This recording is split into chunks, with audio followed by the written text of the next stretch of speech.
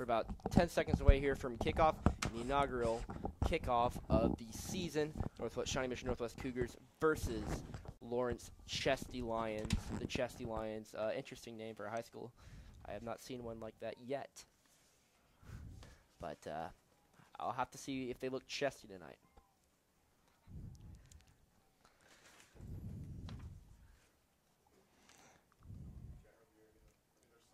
And here we go, folks. The Lions take the field.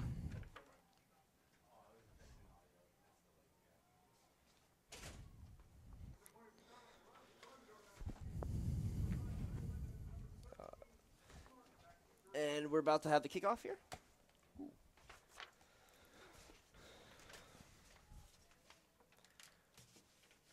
On to kick for the Chesty Lions. That is not going to get old saying tonight. The Chesty Lions is number 23. Excuse me, number 29, Ross Bringart. He is the kicker over at Lawrence. He is a 6'5", 185-pound junior. Not a lot of teams have good kickers, but Lawrence last year had two good kickers that I thought, and they made all the extra points and even hit a couple field goals, so that was a really good thing for them. Kickers can be an underrated position in football. Waiting on the referee's whistle. And the snap. And they're on. And here we go. That's going to take a weird bounce. Picked up by the Cougars, a spin move in the area. We'll see who's on the return. Getting up is number 5. Ty Lindemann. Ty Lindemann. He's going to be more the specialist return man for the team this year. 5-yard return on that. We'll see what the Cougar offense can do. But a big player to look out over there is number 12. That man has an interesting name, Ikau Bowie Doe. All right, but you'll remember him because he has 3 D1 offers already, and he hasn't even started his senior campaign. He has offers from Tulane, KU, and K-State. Last year, he actually played more wideout than DB, but this year the coaches decided they need him more on defense than offense, so he will have a tough task of handling Hayden Goodpass tonight as that pass is incomplete, targeted for number 7, Caleb Johnson.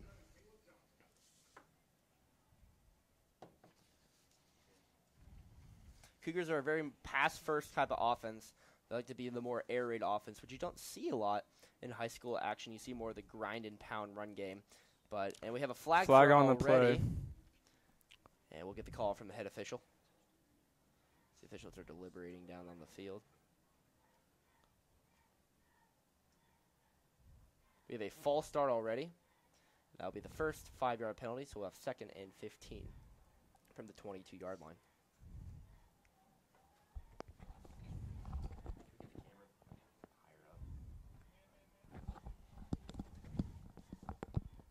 Spencer Stewart in the pocket has Jamie Alexander to the side.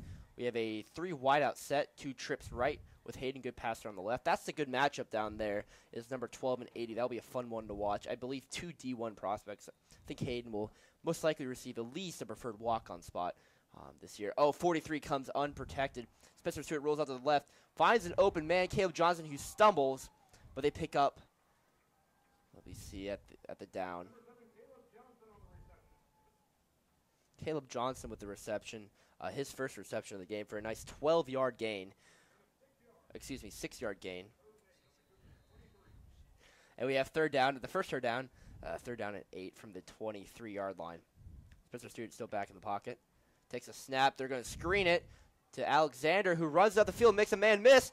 And he is into about the 38-yard line where he is tackled by a pack of a pack of Chesty Lions. And that will be a first down for the Cougars on their opening drive. That's a good start. I think it took us about 8 years last year to get an opening first down. I remember that Spencer Stewart either got injured or benched because Peyton Carter did do 2 series last year in the first game, and then Spencer solidified his spot as a starting quarterback. We have the guns out, no protection. Stewart scrambles, finds a man. That's Caleb Addington with the catch.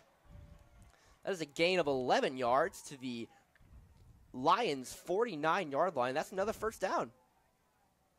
If they give him the good spot, which I believe they will, that should be a first down. Yep. That's a first down.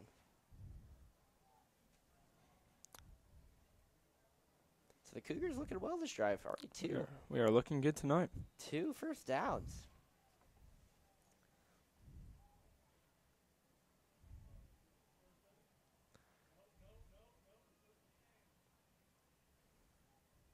Spencer Stewart drops back. Tries to hit a man, and oh my, that is a little high. Overshot. Intended target was number 27, Jamie Alexander, the running back, and he had him wide open too. That was a missed coverage there in the Chesty Lions defense, just a little bit overthrown.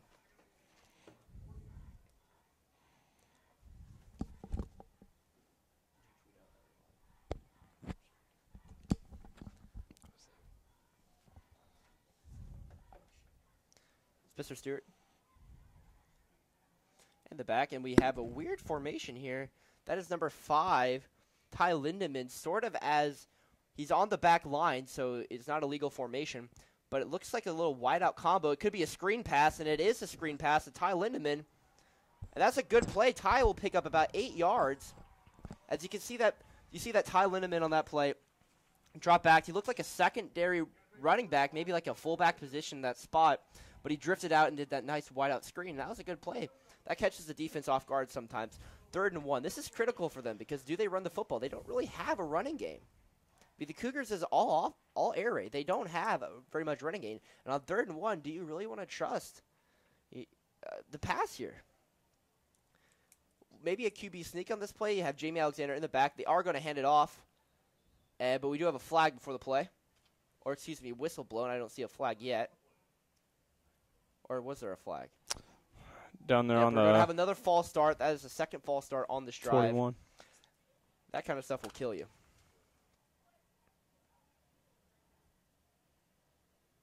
And it will be 3rd down and 5, which makes it a little harder.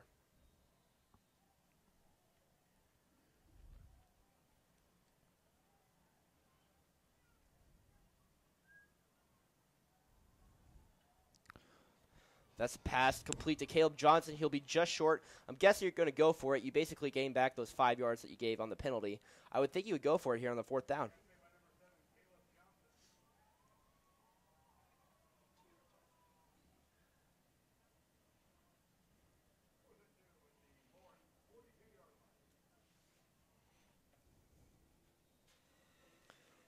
Fans, if you're listening, make sure you tell your friends, family, cousins, relatives, whoever, to turn into tonight's game for the Lawrence Chesty Lions versus the Shawnee Mission Northwest Cougars.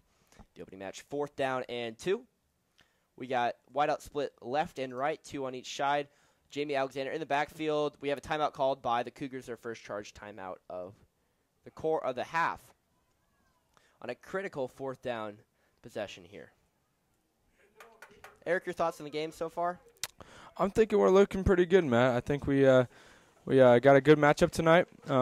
Lawrence is a tough opponent. I was talking to some of the players before the game earlier today. They're looking to take home a win tonight. Yes, for these Cougars, their senior year, hoping to try to improve from the past 3 years where they've only won 1 game apiece. The last time this team had above 500 record was in 2010 with head coach Aaron Barnett when they went 6-5. Since then, they've never had more than 3 wins in a season. They hope to change that this season. And it's a good first drive so far. You know, they made some good progress so far in tonight's game.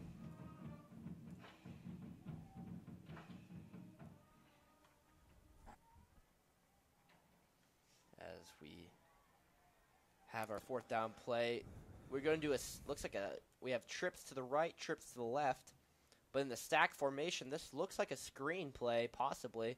Nope, they're going to go, watch for the screen here on 4th and 2. Spencer Stewart checks back. Nope, they're going to run it, and I think he got it. First down on the play. That will move the chains, and this has been a good drive. Big play for the Cougars. Big play. That is a 3-yard gain. We go to the 39-yard line of the Cougars, and we're going to have timeout on the field for the referee. Hayden good passer, shoulder pad was out of place.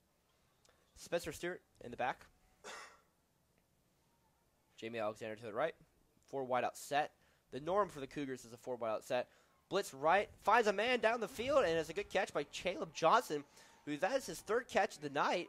So he's been looking pretty good so far tonight.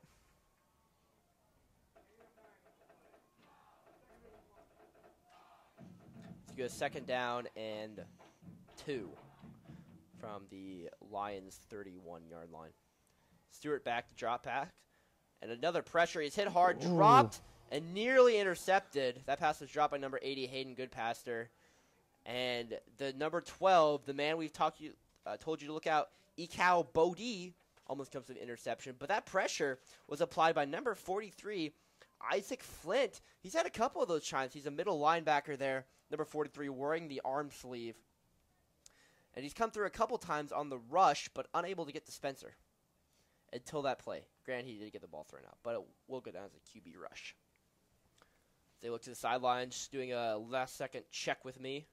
We have trips to the right, Hayden and Bowie on the left. Stewart, no one back to protect him, and he drops back to pass. That's a holding penalty. You can see that for a mile. That was a gigantic hold. And tackled by number 14, J-Rod Dye. That will be a holding penalty. That will mark him back 10 yards. Yep. We'll repeat 2nd down. I couldn't exactly see who the holding penalty on. I believe it was number 54, Travis Morrison on the hold. He just got beat and grabbed too much jersey, but I wasn't 100% sure on that call. And it is a Thursday night, which doesn't really make sense because it's supposed to be Friday Night Lights. It's all right. And that penalty is going to cost them a lot. They're now down to the 46 of Lawrence. This will be 2nd down and 17.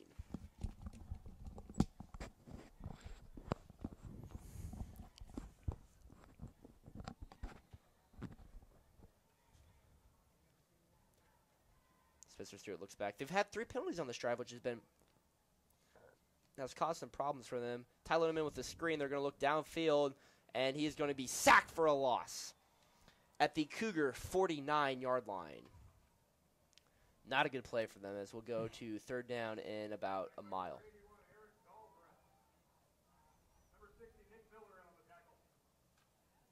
And actually, it's 4th down. I guess the holding penalty was, they counted the down too. I didn't think about that. I didn't think that was a rule, but apparently it was. On the kick for the Cougars is number 42, Tristan McWright, the junior kicker. And back to receive is number 27, Jacoby Masters. And that is a low kick, and we're going to have a block in the back. Flag on the play. Flag on the play down there. Pretty sure that's going to be a block in the back. Jacoby Masters on the return. We will see who the foul's on. I'm pretty sure block in the back. Well, the Cougar offense, not a bad first drive. They did stalled after they crossed the halfway mark, but at least they got some yards to them.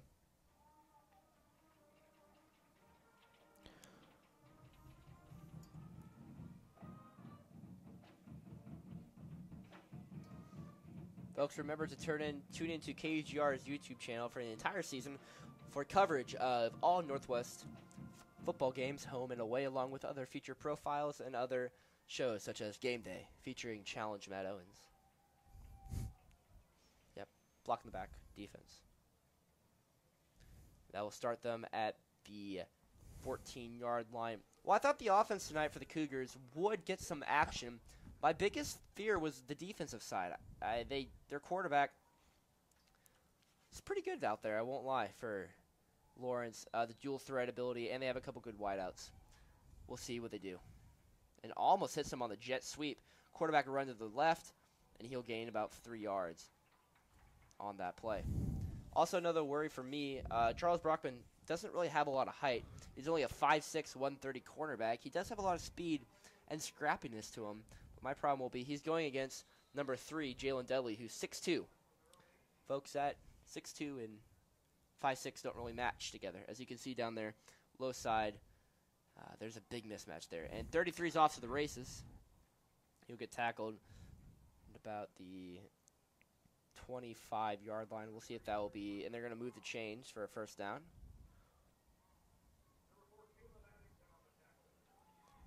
Caleb Addington on the tackle.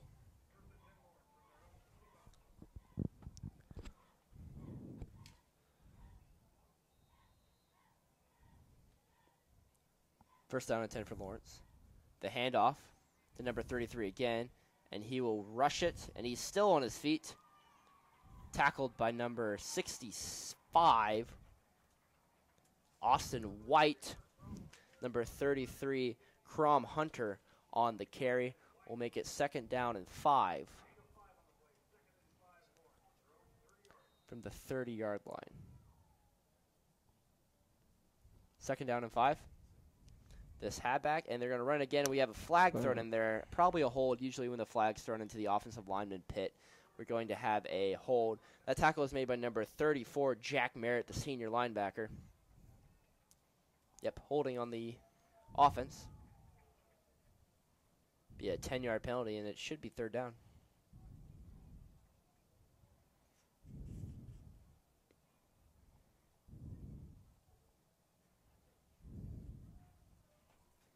Should be third down and about 15. Start of the foul, they'll spot it the 19-yard line. So an 11-yard penalty, so it'll be second down and 16 to go.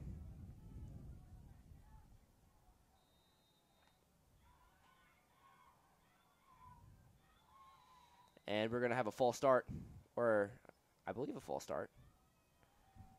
We called 2 flags got thrown in, but we will see the official call from the referee. We had some movement up front. Nope, they're going to call encroachment on the defense. So not a good job by the Cougars so far, giving those 5 yards back. But it's sort of a sloppy game on both hands, with Lawrence receiving 2 penalties, a block in the back, and a hold. And Shawnee Mission Northwest receiving 3 false starts, a hold, and then there's an encroachment penalty. A screen pass to Jakar Dalwi, who slips and falls. I'm going to butcher his name all night. It's Ikao Bowie Do. I will try, though. Mark Addington with the tackle. It'll be third down. Let's see if the Cougars can get a stop here and get off the field with a decent Lawrence offense.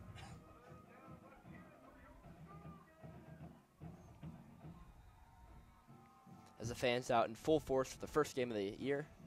Always a good time to see the student section in raring form. Drops back the pass. We're going to have a screen set up to number 3, Jalen Dunley. He's going to run it for a first down. First down, Lawrence.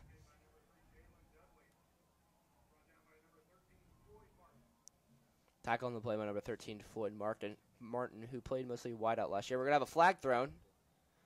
I don't know what the flag was thrown for. We'll get the call from the head official, and there's a lot of talk going on between Bowie Doe and the official. Bowie Doe. That's going to be one of the best names of the year. I think he might have the best name at Lawrence after last year. Unsportsmanlike conduct. If that's a 15-yard, that could be a 15-yard penalty. That's huge. It's still first down, though, on Bowie Doe. But last year, Lawrence, remember, folks, did have a guy named Kobe Buffalo Meat, who went on to play for Illinois State and FCS team. He even got national attention on stories on ESPN and Bleacher Report. I'd like to point out that I did point out his name early on in the broadcast 2 years ago at a Northwest basketball game. Don't want to say I created the legend, but I think I helped. Back to the backs, 2 men to the left, 2 men to the right. And they're going to run it to 33. He runs it right up the gap. And that is number 33, Chrome Hunter, just going some door-to-door meat grundling right up the middle.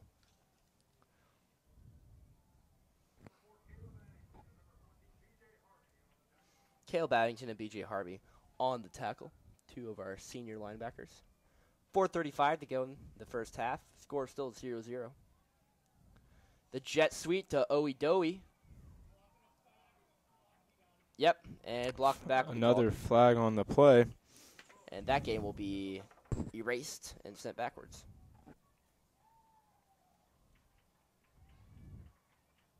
Well, my main man, Tony Satchery, down there with the call.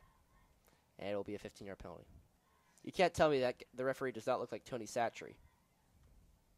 The man behind the Creole seasoning. I think that's him. I really do. I really think that's Tony Satchery with his no-salt Creole seasoning. I'll have to get an interview with him after the game. Back to pass is number 16, Romeo Garrett. Or Garrett Romeo. That's my bad. I read his last name first. And a screen pass to Owie Dowie, who tries to juke out one guy, makes one guy miss, makes two guys miss, and then pushed out of bounds. With a decent gain, it'll be third down. And Bowie Doe is going to be a challenge night for the Cougars to keep under wraps. If they're able to keep them under wraps, they have a good chance of keeping this game close till the end. But if Bowie Doe gets open, then this game could be over in a heartbeat. 4-yard gain on the play. Be third down and 10 from the Lions' 38-yard line. We'll see if the Cougars can get off the field with a big stop here with 4:04 to go in the first quarter. Oh, we're going to either have a false start or an encroachment. I don't know. I think it's going to be an encroachment call on number 52, Reed Stymack. I think he went across the line, which made the offensive lineman flinch, causing that encroachment penalty. And, yep, they're going to call it encroachment. So 3rd and 5, you can't give them those free penalty yards because now a screen pass is more likely to pick up those 5 yards than 10.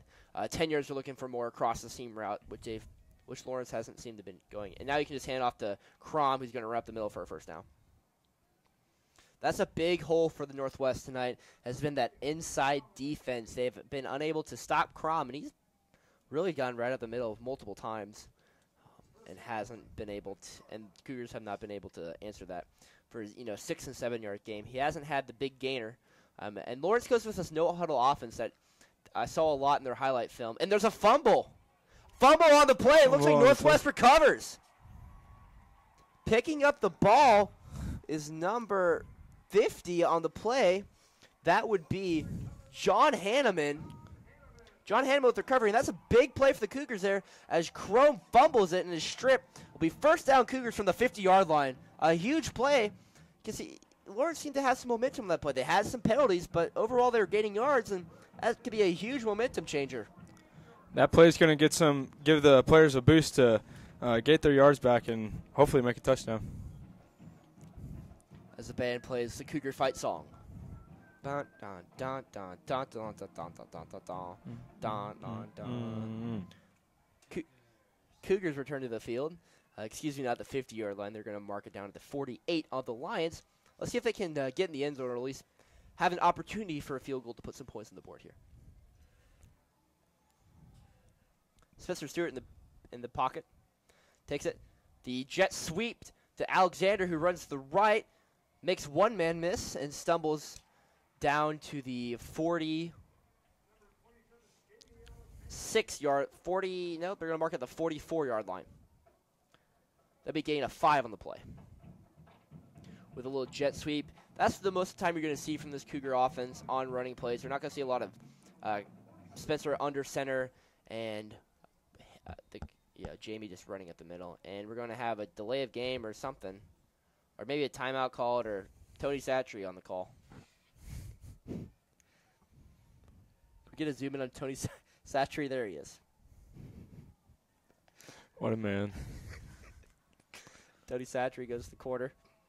And I don't know what this is discussing about.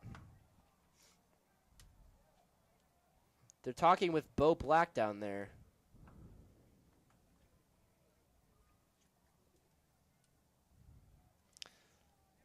And we don't know what this discussion is going.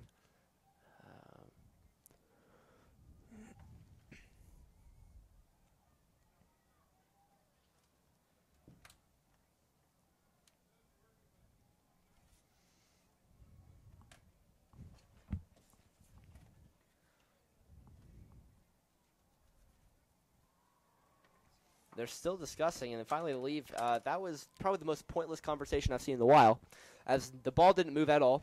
And now Tony Satchery will have a conversation with Dick Webb, the head coach of Lawrence, who's going for his 100th win tonight. Also, Dick Webb said he was going to retire at the end of the season. A very historic career there at Lawrence. And we'll go back to play.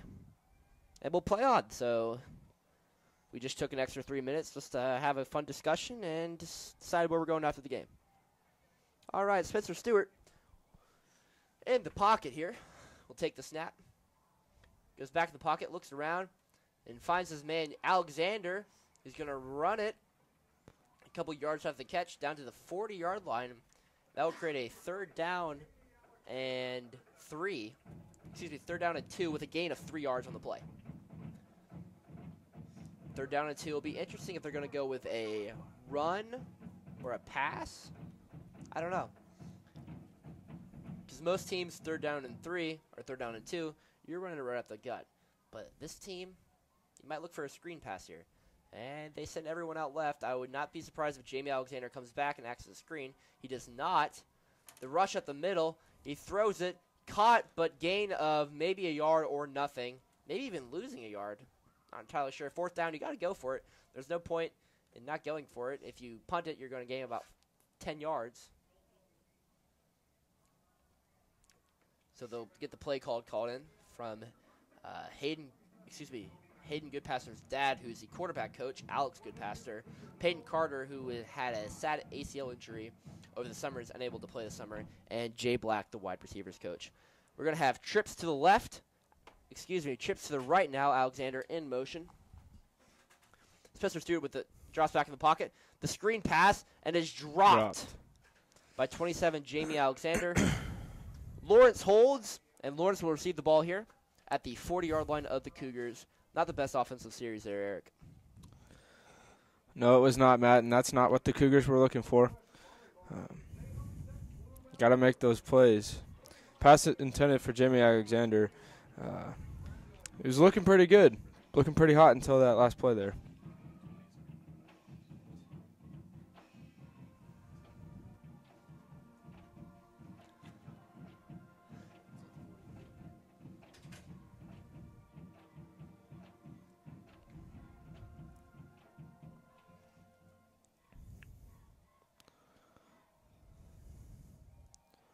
Number 33, down on the 45-yard line.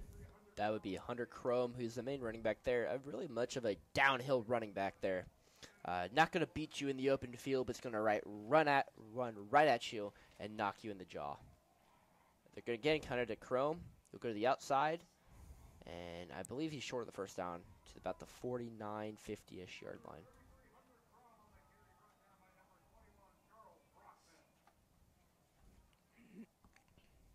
Charles Brockman on the tackle.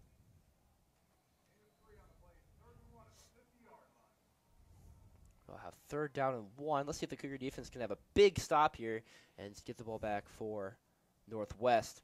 Watch Bodoe, number 12, the second wideout up there. Yep, right to him, and that is what that man can do. Touchdown, Lawrence. That's what happens when you single team Bodo. A 60-yard touchdown for the Lawrence Lions. And just like that, 6-0. That's what I talked about earlier in the game. Bowie, that spin move was nice. That was a nice spin move.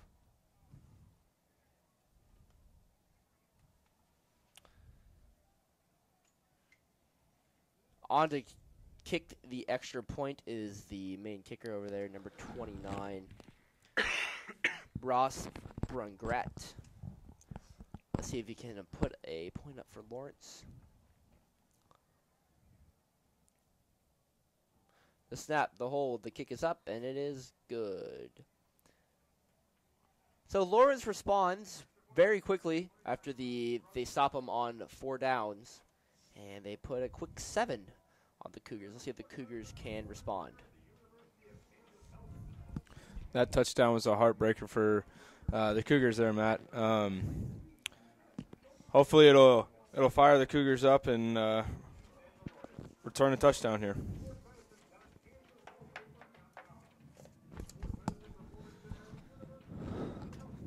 Again, I'm Matt Owens. I'm Eric Maxon. And we'll be on the call tonight for the Shawnee Mission Northwest versus Lawrence High football game.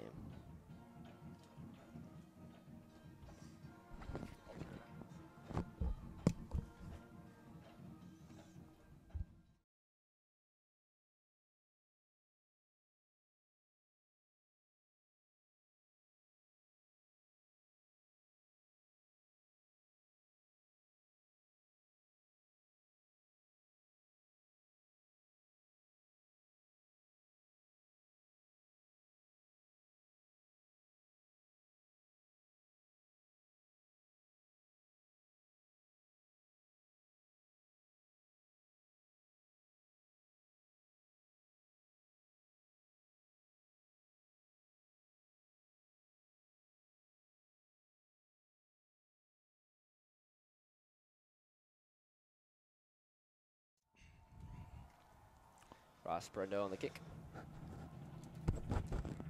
And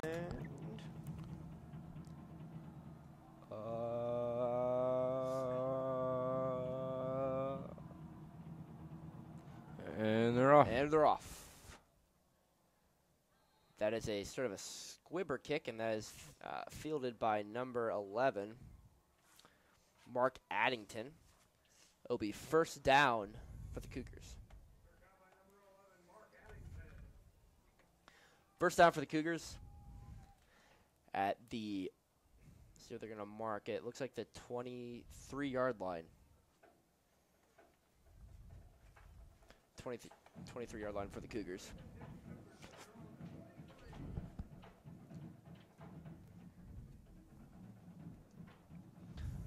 Spencer Stewart returns to the field to try to lead the Cougars down the field and try to get a touchdown here. 49.2 seconds to go.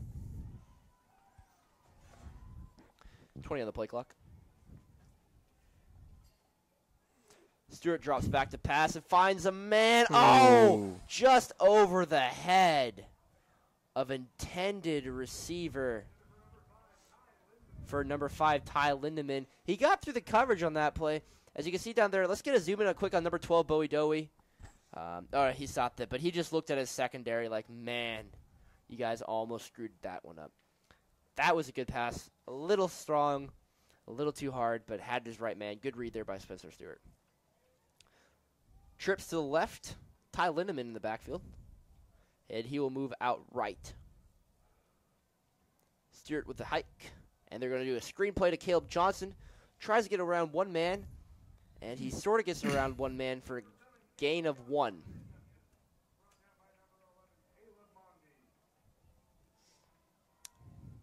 Excuse me, 2 yards on the play.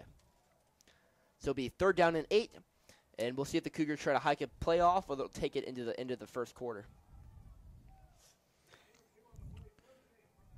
And it looks like they're going to still getting the signal from Bo Black. Maybe we'll check with me, see what Lawrence will respond. One safety overhead looks like a man coverage for him. And I think they'll just let this clock tick down to the end of the first quarter, which they will. And at the end of 1, the score, Lawrence 7, Shawnee Mission Northwest 0. This is your Cougar Video Network.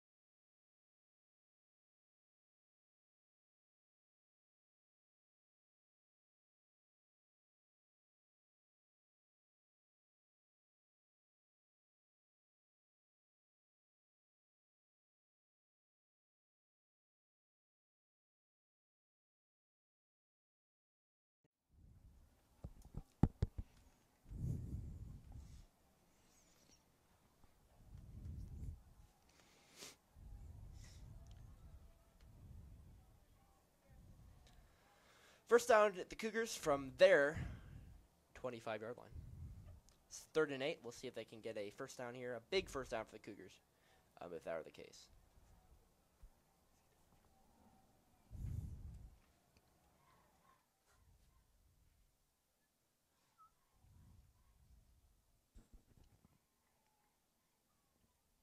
Spencer Stewart in the backfield.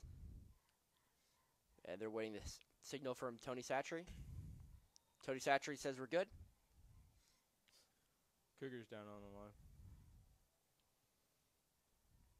3rd down. Spencer Stewart drops back in the pocket. Finds a man.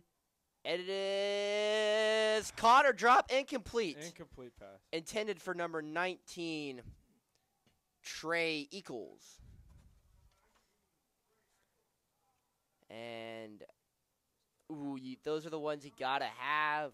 It was good coverage on the play by the Chesty Lions, but you got to catch those. You got to catch those. On the kick is Tristan McWright. And back to return for the Chesty Lions. His number, we get a number on him, number 27. Jacoby Masters takes the kick, and he goes virtually nowhere as the Cougars are able to contain the return. So good job there by the Cougars special team. A gain of about 2 yards on the return.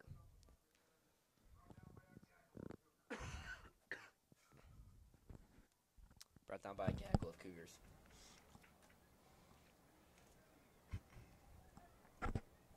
The first down, Lawrence. Let's see if the Cougar defense can respond after giving up that big play last time out. The big 60-yard touchdown to Okadobi. Bowie Doe. Cal Bowie Doe. He is going to be good, folks.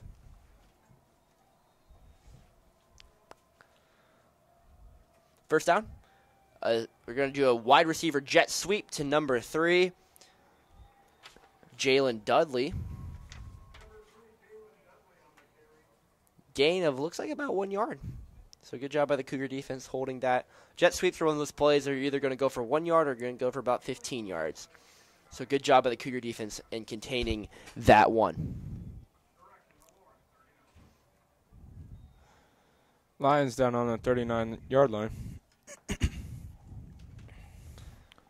And Kroner on the run, and he is going places. He's going to gain about 10 yards on that play to the 50-yard line. That'd be 11 yards to the 50-yard line. That'd be a result in a Chesty Lions first down. And Kroner just went right through the hole on that one. Right through the meat sauce and able to get a first down.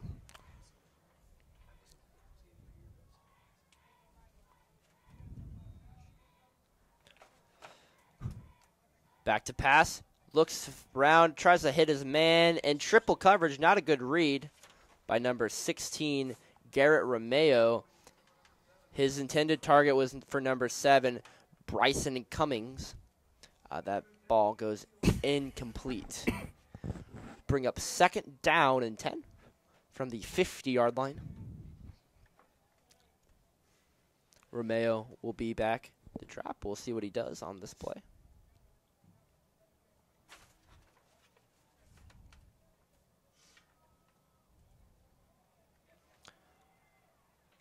And that play is taken up the field by number 16, Romeo, on the little quarterback run up the middle.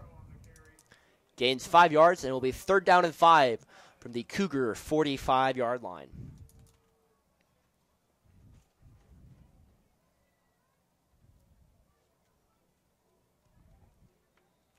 Garrett Romeo back to pass on 3rd down and 5. Or, excuse me, back in the pocket. We'll see if he hands it off to Kroner. Or next, not Kroner, Crom. And we'll see where they go from there. 3rd down and 5 to go. The hike. It is going to be a Crom who is stood up! And he is brought down by number 50, John Hanneman with that bone-crushing hit right there. It's going to be 4th down and 5, and looks like they're going to bring on the punting unit. A great stop by that Cougar D right there. Hanneman just shot through the gap and knocked his socks off. John Hanneman is on a roll tonight.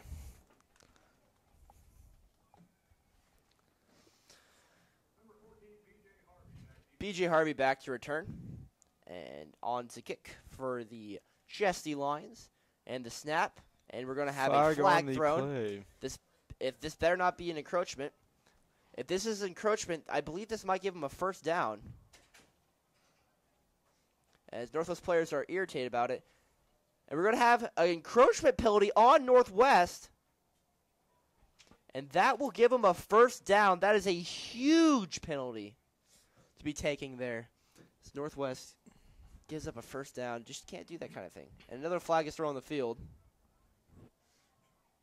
Sure, we have some trash talking going on. Tony Satchery. And we have an unsportsmanlike conduct penalty against Northwest, probably for trash talking. And that'll be another 15-yard penalties tacked onto that. So 2 unsportsmanlike penalties against Northwest. Tony Satchery's mic's not working. And that is not how you want to do it. You just turned a punt situation into a 1st and 10 at the 25 for Lawrence. Can't have that. Cannot have that. Garrett Romeo back to pass. Hands it off to Crone, who breaks 1 tackle, is able to gain about 3 yards. Good precision. Good Hunter Crum on the carry. It was good persistence by the Northwest defense, able to bring him down before any gain of marginal sorts. Can't have plays like that, Matt. You know, it's hard to see for the Cougars. They've been training all summer for this first game, and it's not going how they'd like it. I agree very much, Eric. It'll be 3rd down here for the Cougars. 8:50 to go in the first half of action. Garrett Romeo back in the pocket. He'll take the hit, and we'll have a screen to Bowie Dowie. This is dangerous. And he will touchdown, Lawrence. That just seemed too easy. Bodo with his 2nd touchdown of the game. And if you take Bodo out of this game, the Cougars are tied right now, 0-0. But because of Bowie Doe's presence, it is now going to be 13-0, and with the possibility of being 14-0 after this extra point attempt. That penalty is huge. That penalty is worth 7 points right now, or 6 points, depending on this extra point.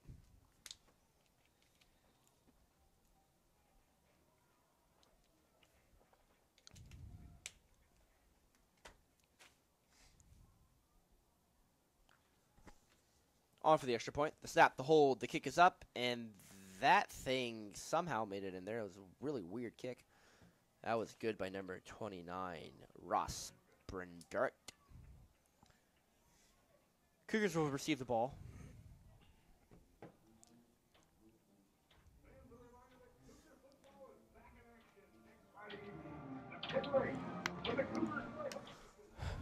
Lawrence Lions with 14 and Cougars 0 with 8:35 on the clock.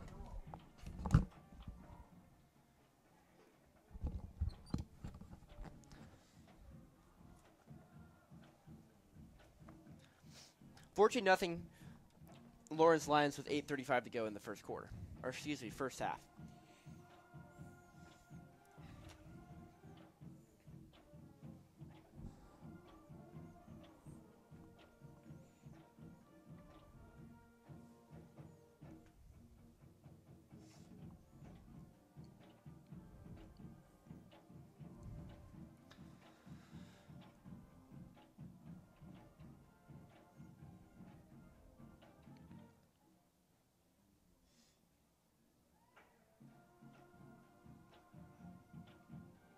Take a quick pause here for station identification. You're listening to the home of Cougar football.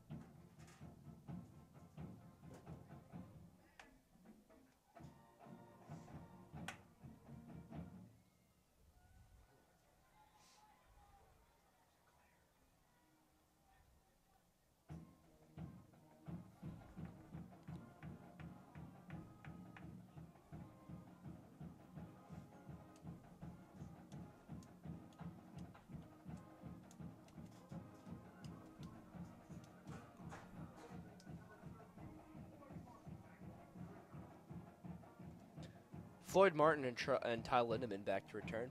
Welcome back to the broadcast, ladies and gentlemen. Score Cougars 0, Lawrence Lions 14 with 8:35 to go in the first half. I'm Matt Owens.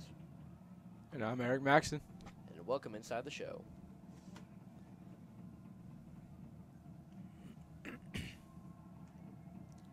.29 on the kick. That is Ross Brengret. And another short kick that will take one bounce, picked up by Martin, who makes one man miss and able to stumble ahead for a couple yards to the 32-yard line. We'll see if the Cougar offense can get something going. They got something going the first drive. Second drive, though, they did get good field possession, where they went absolutely nowhere. And the third drive, they also went absolutely nowhere as well. So as you go into the fourth drive, we'll see if they can recap what they did in the first drive and at least get some ground going.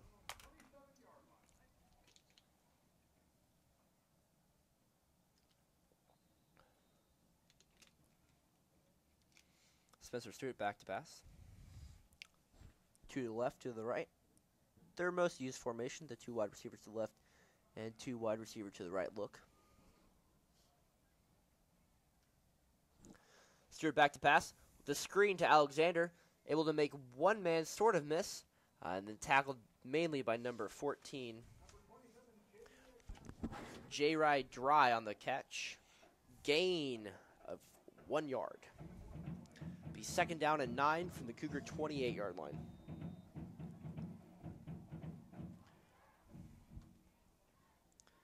Spencer Stewart back to pass. And he just slings it from his backhand. And, it's a drop. Intended for number 19, Trey Eccles. And that is his second drop of the game. That was a beautiful pass by Spencer Stewart. Just goes off his back foot and just gunslings it down the field. Dropped, though, by Eccles, his second drop of the night. And that could have honestly been for 6. He had a couple yards separation down there.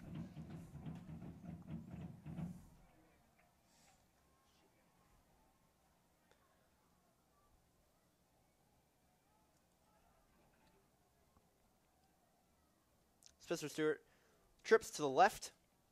2 wideouts to the right. No one back to protect. Stewart drops back to pass. Pressured. Finds the screen down to Alexander, who has some open prayer in front of him. Alexander to the 40, to the 50, to the 45, and drug down at the 43-yard line. That's good for a Cougar first down.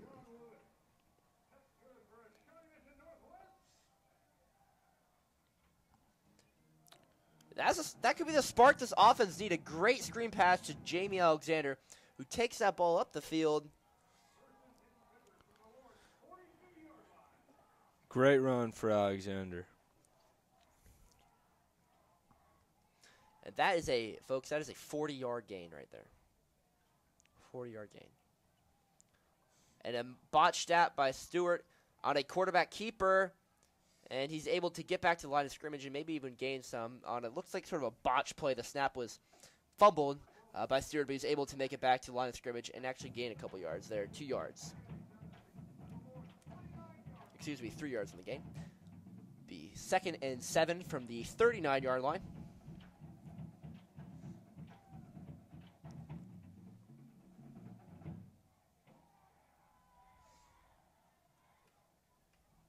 Stewart back to pass.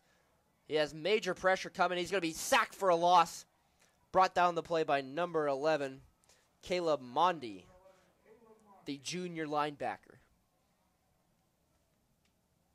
It'll be 3rd and long, 3rd and 16 from the Lions 48-yard line. Not the Lions, the Chesty Lions 48-yard line.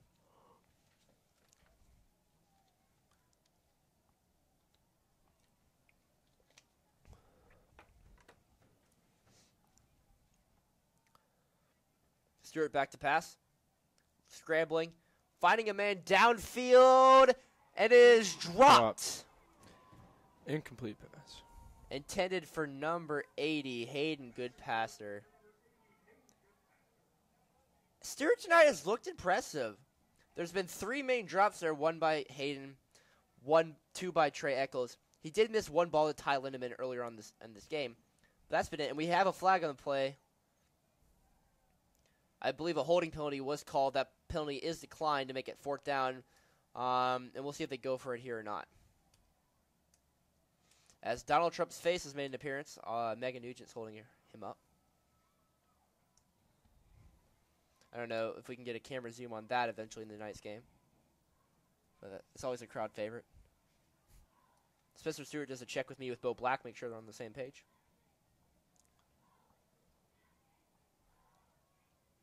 Stewart on the snap, and he'll do the, oh my! Tries to do a kick, and then I don't know what happens, and now he's running around with his head cut off, and he'll get sacked. He got blocked by his own man on that play. I hope we have that clip recorded.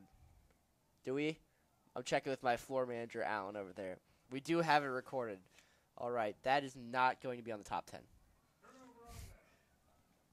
And that ball was kicked into his offensive lineman. But, you know, whatever goes.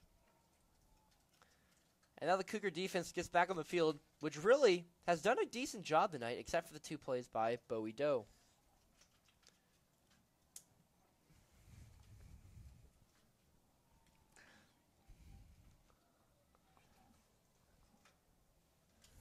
Garrett Romeo will be back to pass. Bowie Doe at the top right of your screen, number 12. Hand off to Romeo on the keeper. That goes down to the 40-yard line. A gain of 2 on the play. 2nd down and 8 from the 41-yard line. No, 41-40, give or take. Close enough. Garrett Romeo back to pass.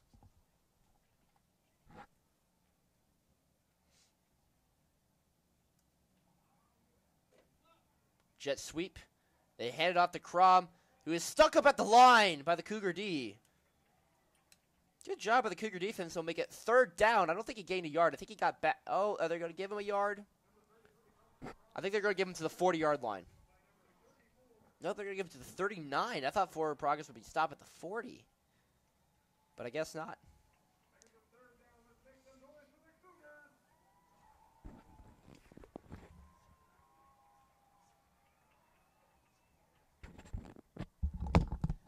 The handoff. Crum goes right up the middle for a 1st down and more. Crone, 33, has been sort of on fire tonight, Hunter Crome. He gets him another 1st down. With 4:50 to go in the 1st half. Let's see if the Cougars can keep off the board here and hold this to a 14-point game. Remember, Lawrence does get the kickoff to open the 2nd half.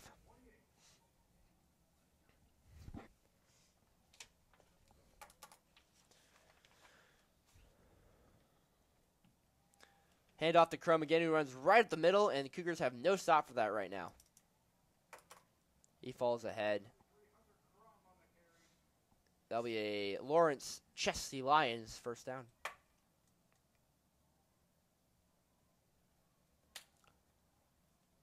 The no-huddle offense here from Lawrence. We'll see if they go with the same play they've been doing. Nope. Romeo steps back to pass. Tries to find a man in the end zone. Flag's thrown. I don't think he caught it in bounds. Yep, he was out of bounds. But pass interference will be called.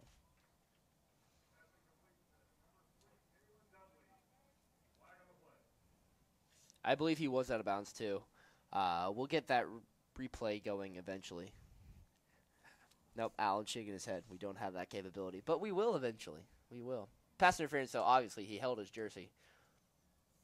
It prevented him from getting the ball majorly. And Tony Satchery on the call.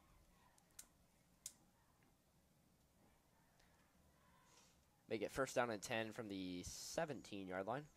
And really a good penalty. Actually, they're going to move the ball. Really good penalty there by Northwest. He did have the man burned, so all you can do is hold onto the jersey and hope for the best. That type of situation.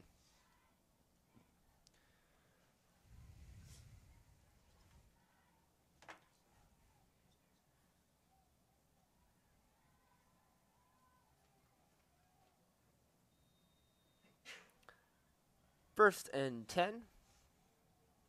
Excuse me, first down and 1. That's a weird thing. You don't usually see that too often. Chrome running up the middle. He will gain some yards and get it for a first down for the Chesty Lions. Be first down and goal. They're going to mark him at the 8-yard line.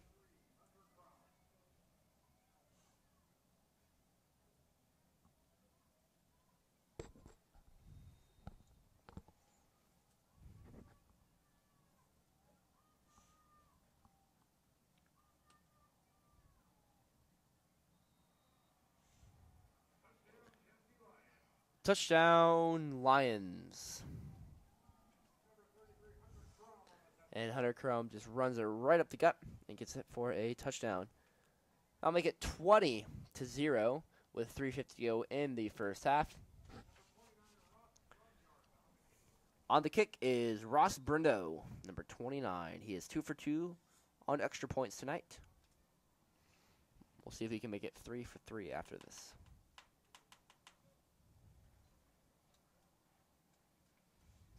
The snap, the hold, the kick is up, and it is good. That one was a beauty, right down the pipes.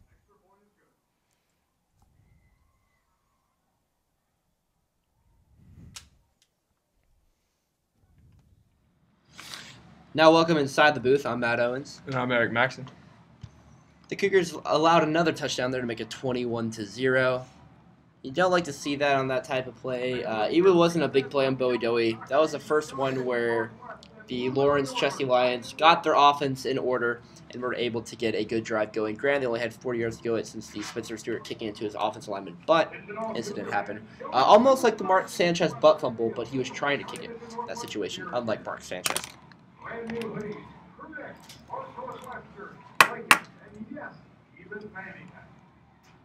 Also, they are now selling fanny packs at the games for Northwest, so if you want to show off your pride and be able to have a feasible spirit wear item, fanny packs are always the option. You can fit a lot of stuff in there. You can sneak candy into the movie theaters. You can... good shot by Allen there. We do see Trump's face there with the number 5, along with LSU and Toy Story. So we are glad, appreciate to our cameraman Allen for getting that shot for us as we'll go back to the game. The first down for the Cougars wherever this ball lands from Ross Burnett. Fans, if you're just tuning in, make sure you tell your friends, family, co-workers, fellow countrymen, Romans, whoever you know, pets, all good people to tell to watch this game tonight. You can stay at home. It's a beautiful night, though. If you want to go outside and watch it, that'd be even better. Enjoy some of this fresh air. I heard ingesting more fresh air can help you increase your life. That's not been proven, but I just know from a family friend. A good return by... Big run. Big run there by number 88. John Hanneman. Another good play by John Hanneman tonight. He's been all over the field.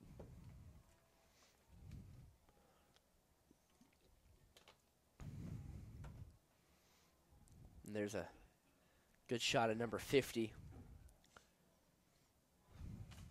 John Hanneman there by our cameraman Allen, who's doing a spectacular job here tonight. Also like to point out we have 2 other people here who we couldn't get this broadcast done without. We have Sam and Cameron, who are doing a great job over here as our spotters. I could not do it without them.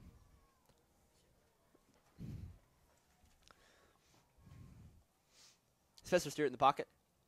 Passes back. Rolls left. Finds a man incomplete. I don't know if that was intended for the ground. The Chesty Lions, number 13, Louis Deacon, or maybe a Cougar wideout about 5 yards away. One of the 3. Still yet determined. At halftime, we'll do a quick halftime show, about 1 to 2 minutes long of the first half analysis. Then we'll turn it over, and you guys will get to watch the Northwest Band, Marching Cougar Pride, perform. Will we get audio of that, Alan? No audio of the band performing, but you do get to watch them along with Drill Team. So, a big halftime treat, in my opinion. A good pass from Spencer Stewart. That pass was complete to number 13, Floyd Martin. And Spencer Stewart put a lot of juice on that one. That was a nice pass there by Stewart. Be first down and 10 from the 39-yard line.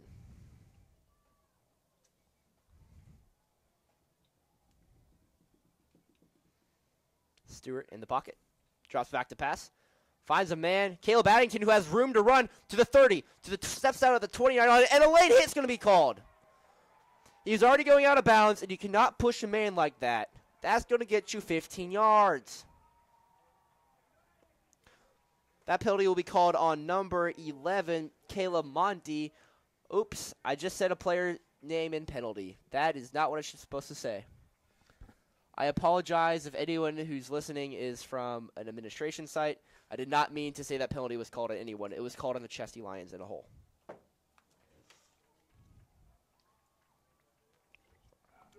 There are rules we have to follow up here, apparently. Besides the obvious, no cursing and things like that.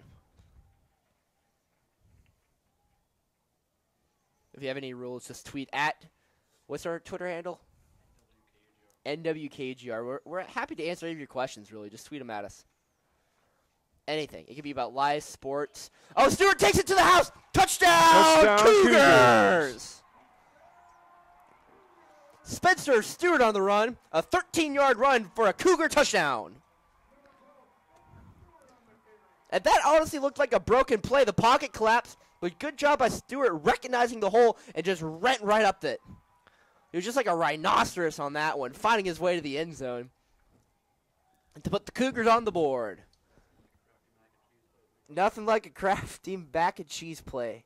That is correct. On the kick is Tristan McWright. And here we go.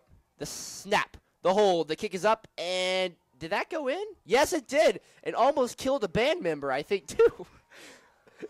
It wasn't the prettiest kick, but it got the job done. Cougars on the board. 7-21 the score. Lawrence leads. That was a good drive by the Cougars. We're going to switch it back to me and Eric so you get to see us again. Welcome back inside the broadcast booth. I'm Matt Owens. And I'm Eric Maxson. And a good drive there for the Cougars. With 3:13 left in the half, get on the board, get some confidence going into halftime. Cougars are looking pretty proud right now. The crowd's pumped up. Energy's high. See if we can keep it going. I agree. Last opening game last year at Lawrence, the game was over by halftime. It was about 41-0. It ended up being 50. Excuse me, I do have that stat somewhere in here. Let me double check on that. 50-20 was the final score, and it was 31-0 at half. So that game was already decided. But we got to watch out for Bowie Doe. He does have 3 D1 offers from Tulane, K-State, and KU. So he's pretty athletically talented.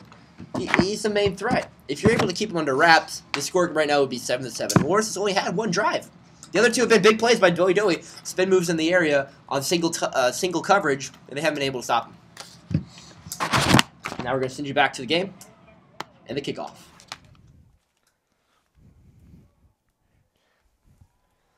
Tristan McWright. That's a good Channing name right there. Something to kick it.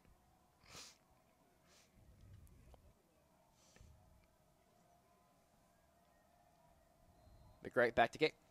And oof. Good kick by McWright. Really good kick. Bowie Doe will go from the end zone, and you'll run it out. And good tackle.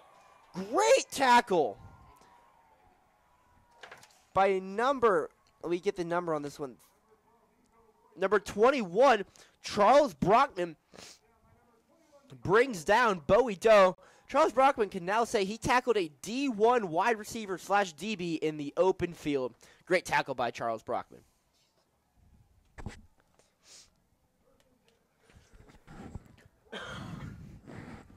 .306 to go in the first half.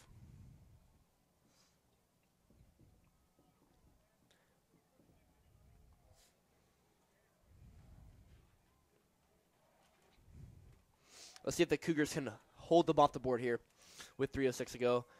Lawrence does run a good no-huddle offense, so if they need to, they'll be able to. And Bowie Doe on the catch.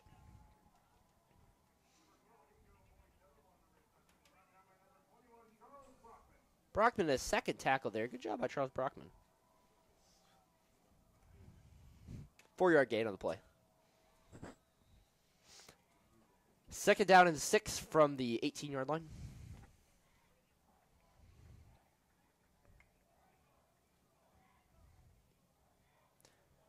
They hand it off to Crone. Crone will gain a couple yards as he goes around the right side of the Cougar D, but they're able to control them.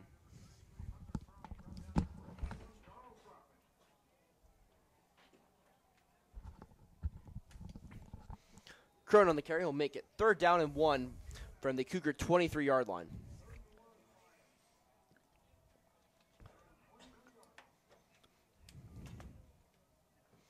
.23-yard line. The stadium is on its feet here trying to rally up the Cougars to get a 3rd down stop.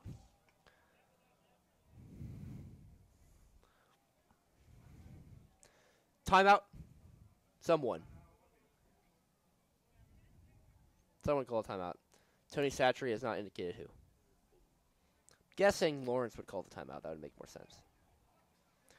And Alex, can we get a shot of that kid number down there by Alex Goodpasser? That's number 12. Let's see if he runs another route. There he goes. Oh, he's going to get him. He's going to get him. Oh! I don't know who that kid is, but he's talented. He's talented. He's got skill. Let's see if he runs another route. Oh, he's going to. Alex Goodpasser drops back. Finds a man with the deep fade. And with the catch and sticks it in bounds. Future wide receiver down there. Future stud. We're going to have to get an interview with him later on this game. Start him early. We'll send someone down to get the interview. Nose goes. We'll send Sam or Cameron down there to do it. They're good guys. They also lost nose goes. They also did lose nose goes. A very popular thing in the video broadcasting class. Nose goes. Times get tough. Nose goes. Nose goes.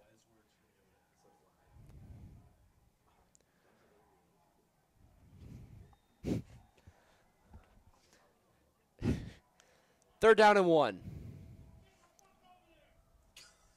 And Croner runs up the middle, and he's at the 40, to the 50, to the 40, to the 30, to the 20, to the 10, to the 5. Touchdown, Chesty Lions. Touchdown, Lawrence. That is not how you wanted to end a half. Wow.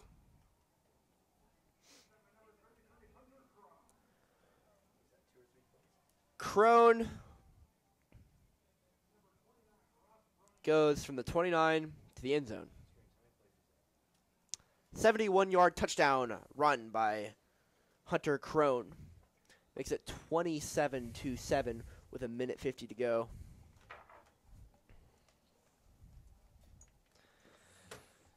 Whew. That just took the wind out of the sails. This Cougar team. We'll see if they can recover. Rebound. Extra point is up and it's good. Their kicker's pretty good. Number 29 there. Ross Brundett is a pretty good kicker. I'm not going to lie. I like his style. He has good form. Now we're going to turn the camera back inside the booth. And I'm going to have all the guys introduce themselves here. Inside the booth. You know us. I'm Matt Owens. This is Eric Maxon. We're going to bring the guys in here. This is Sam. I've been operating our stats. We have Alan, our cameraman. We have Cameron, one of our spotters. We cannot do this without them, so appreciate you guys being here and helping with the production. Now we get back to it. 3 big plays really tonight has been what the Cougar defense has been. Thorn in the side has been for the Cougar defense. 3 very big plays. Very big. Especially including that 71-yard by Croner. And the 2 plays by Bowie Doe. And they really only had that 1 drive. And one of the plays by Bowie Doe, remember, came after the 15-yard unsportsmanlike conduct penalty and the 5-yard encroachment penalty, which gave him a first down on 3rd and 5. So, or excuse me, 4th and 5. Ty Linneman and Floyd Martin back to return. We're going to switch it back to the game. We're going to leave the studio here. Go back to the game as Ross Brundett is on the kick.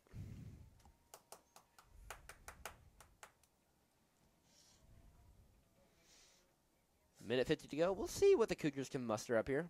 They do have an air raid offense, which benefits with a minute 50. They do also have 2 timeouts as well.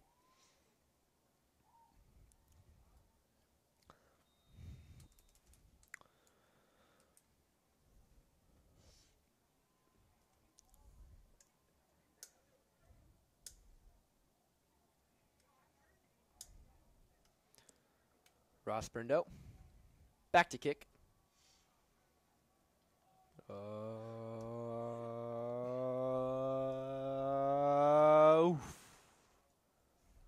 Good kick, returned by Floyd Martin from the 6-yard line. Martin breaks one, and he's going to be stuck up by number 5, Chris Boyd. Floyd Martin, Chris Boyd. Huh. Pretty similar names. I mean, if you don't think about it. Gotta agree, Matt.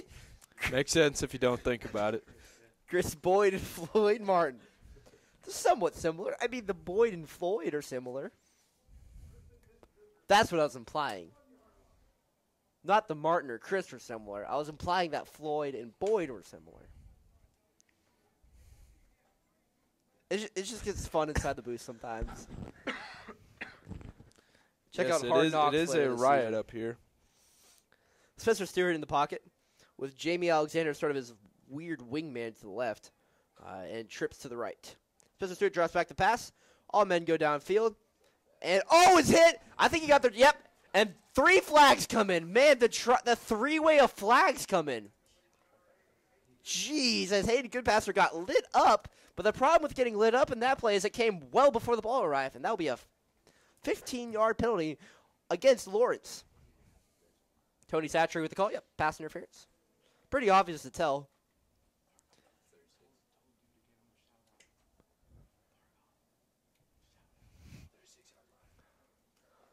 Coming up this spring, we do have some coverage of the baseball team, which did receive a 2nd seed at regionals last year, including returning varsity members, including Bargoff Murata, Alex Rice, Josh Mitchell, Nikki Komiak, among others, and George Beck.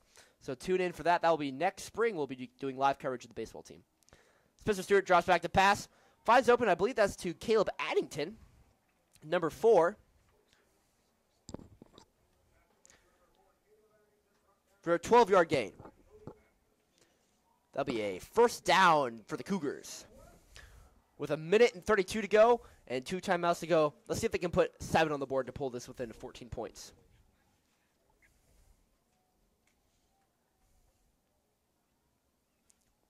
Drops back to pass, Stewart over the middle, and that is dropped. Dropped by number, and he is slow to get up. Folks, that is number 7, Caleb Johnson. I'll take that back. That wasn't a drop. That was a great hit by the defense, so that's not in the drop category for me. Only 3 drops on the night.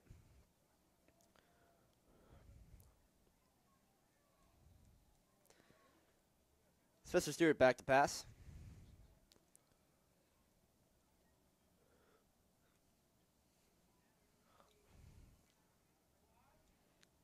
Spencer Stewart scrambles around and finds a man. Oh, that ball is broken up by number 11.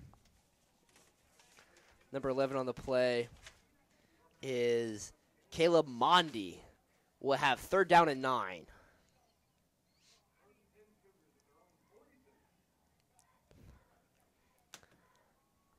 Third down and 10 from the Northwest 46.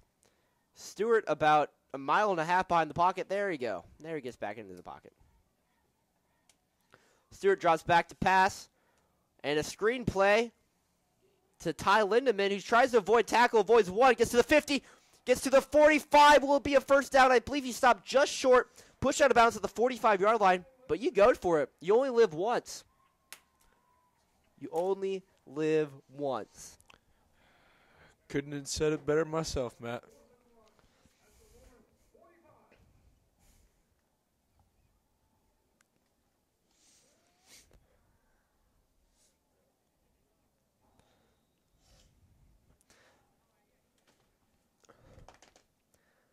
And we're going to have a time on the play. Called by none other than Bo Black.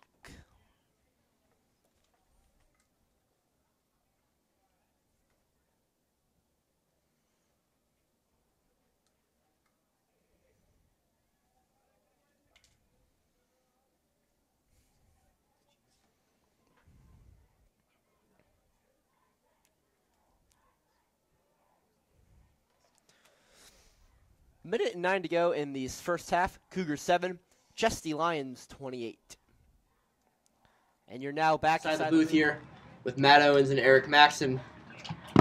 We get ready to start this 4th and 1. Predictions. I'm going to take a bet from you. Run or pass? I'm going to go pass. I want to say pass. It's a 4th and 1. Like, I would think you would run it, but this Cougar offense has been proven to pass the ball a lot. So that's what I've seen tonight. I've seen quite a few passes from Stewart. I've seen very many handoffs to Alexander. I've seen a lot of passes, Alexander, but not a lot of handoffs. We're going to switch it back to the camera here. Watch, guys. Watch this. 4th down and 1. Fans are on their feet standing, the ones that aren't taking Instagram selfies, which many of them are. So if you check people's Instagrams tomorrow, it will be the cheesy slogans with the captions, "We may have lost the game or we may have won the game, but I still had fun." And we're going to call another timeout because you call a timeout when the clock stopped. That'll be the Cougars' 3rd and final timeout. Must have been some confusion down there before that timeout was taken.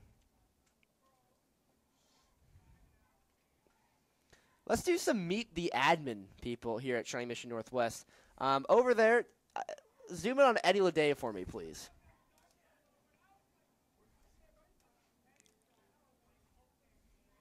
There he is. There's Eddie Leday. He's associate principal at Shawnee Mission Northwest.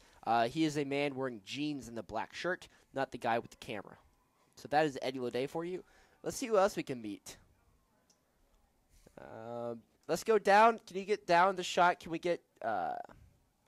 Can we get Jackaloni, excuse me? Sorry, wrong person. Nope. All right, so just bring it back on. And there is assistant coach B.J. Dunbar. He also is the JV head basketball coach for the girls at Shawnee Mission Northwest. There's 2 Northwest figures. We'll do this periodically throughout the game just so you get that full Northwest atmospheric experience. 4th and 1. They bring in the big hoss package with the 2 linebackers. They run the ball up the middle for a first down to the 37-yard line. That's a first down with 1:05 to go. They're going to have to run sort of a hurry-up offense. They get the fullback package out of there, the big hoss package that I call it. 9 yards on the carry by Jamie Alexander. And they're calling Longhorn to, I think, Hunger Games and Chuck Norris, I believe. Could not see the last one. Stewart drops back to pass. Gunslings it down the field. Has a man. Overthrown it by about a yard on that one. Oh.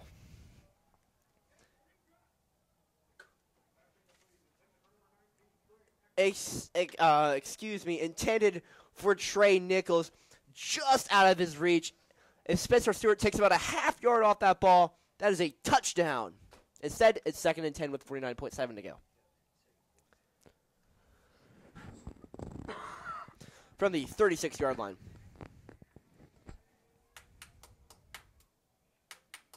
Stewart drops back to pass on the screen pass to Caleb Johnson, who catches it and stays in bounds as that clock will run. 43 to go. The clock. They did not get a first down.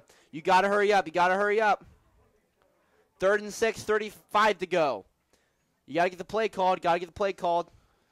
31 to go. Got to move quickly if you want to get downfield. Indeed, Eric. 30 seconds left. Stewart in the shotgun. The screen pass to Alexander, who catched it and fumbled it.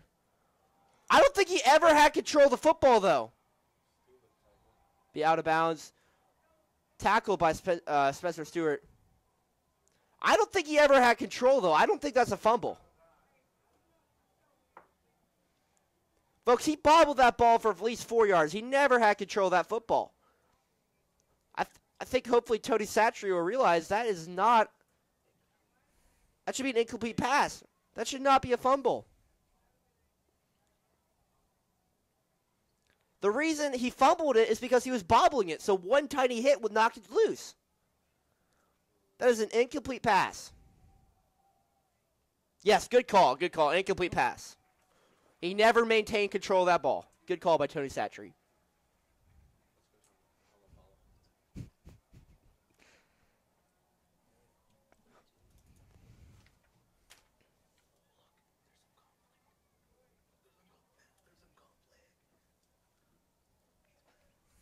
Yep, and the head coach, Dick Webb, is outrageous.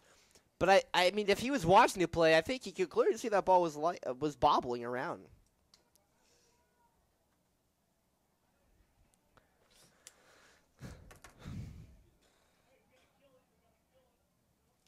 $18.5 to go for the Cougars.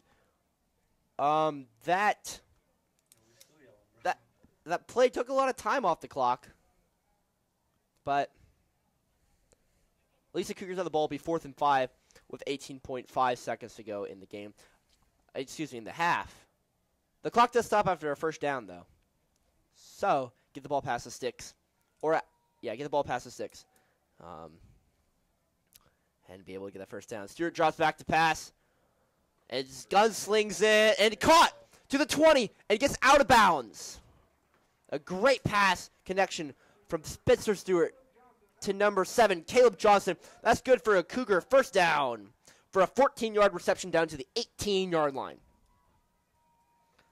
Clutch play there, Matt. Very clutch play.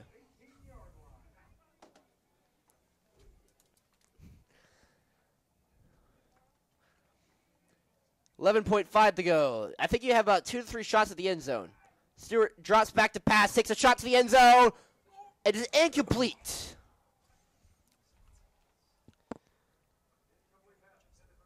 Intended for number 4, Caleb Addington. Will be 2nd down and 10. You have 7 seconds left. You have 2 shots to the end zone. If you are stopped short and do not get a first down, this half is over. If you get a first down, you might be able to get up there and spike it, but I would just take a shot to the end zone.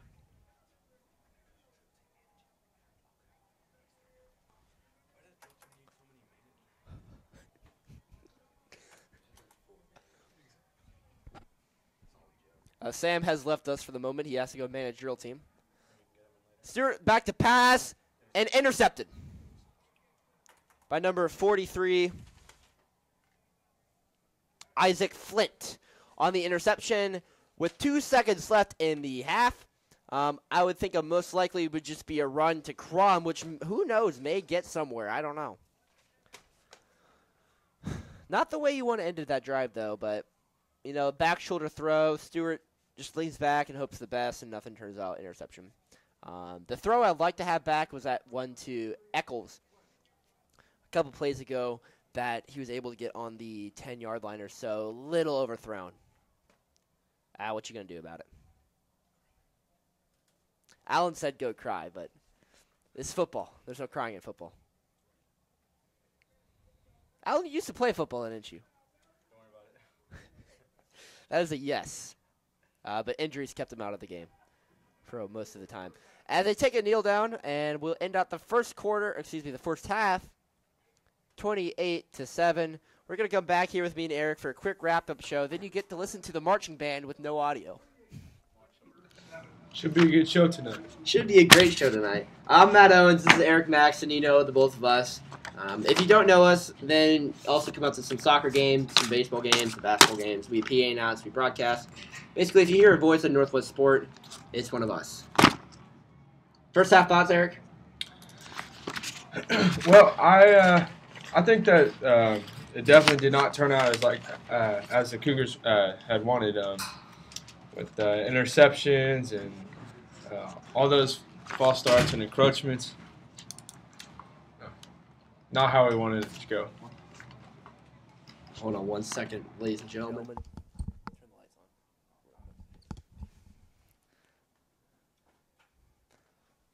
Sorry, ladies and gentlemen, we just had a quick technical difficulty, but we're back here inside the studio as band prepares for their performance.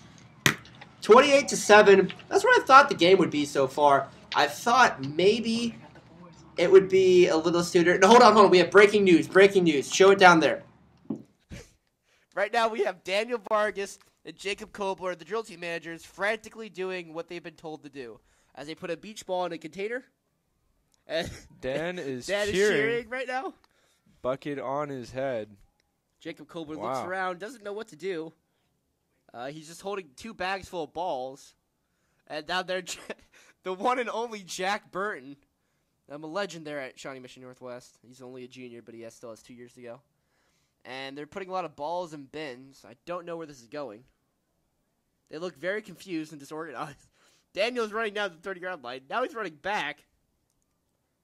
I think they should have had some more training. I don't know. Eric, what do you think? You'd think that they'd know what they were doing, Matt.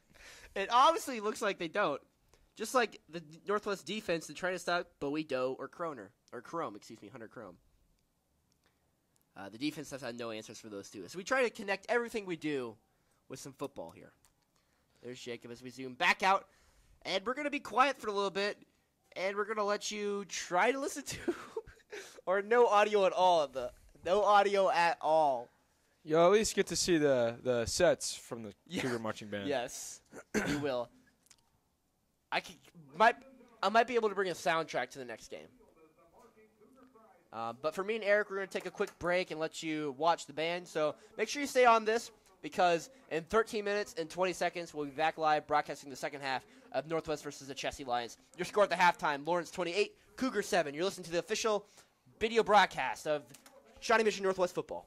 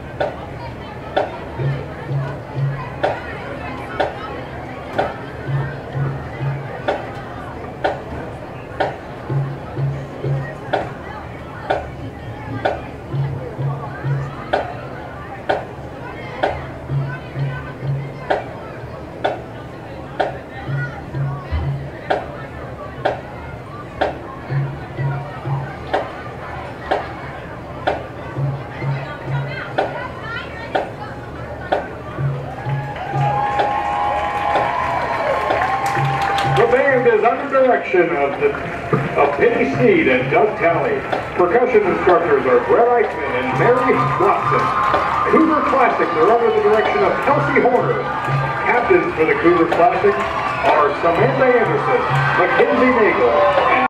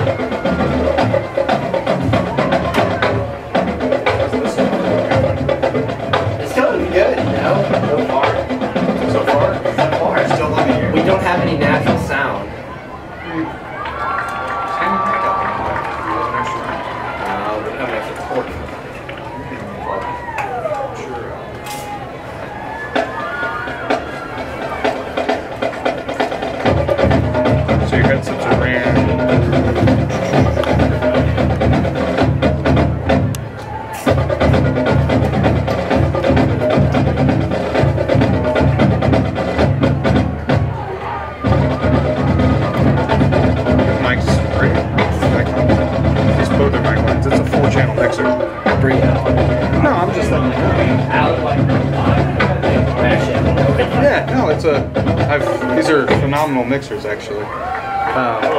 Hey, you absolutely have 2 extra mic ports too, if you want to look at Matt sounds. Yeah, we could. But we don't have another microphone.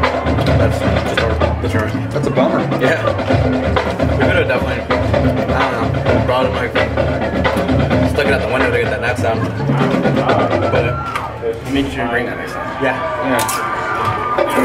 I'll try to throw one in my backpack for the next LR court if you guys don't remember all these tablets for you. Oh, fantastic. How's it going over there? Cruising right along. I didn't really know what to say whenever they like booch kicked the ball right into somebody's ass. So I was like, oh, well, I don't know what that was. The Mark Sanchez butt fumble thing. It was the high school equivalent of a butt fumble. And they booch kicked right into that, right into his ass. It was a butthole. That was not good. He says how it is. Let me see.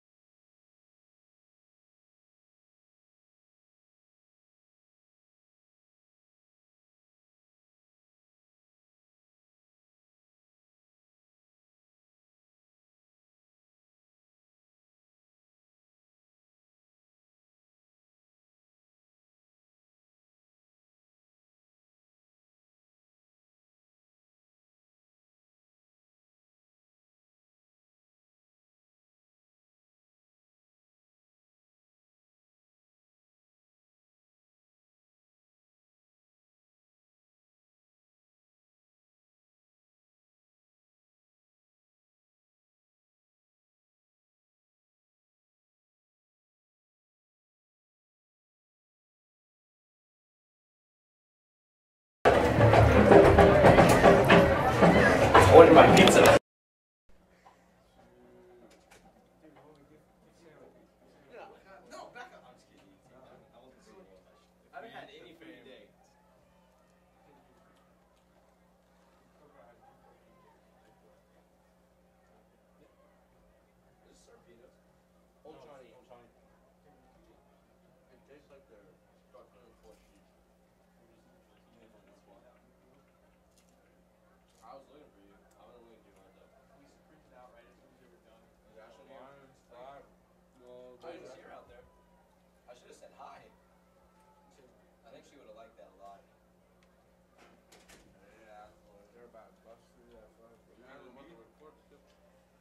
Remember me, bitch? I owned you. You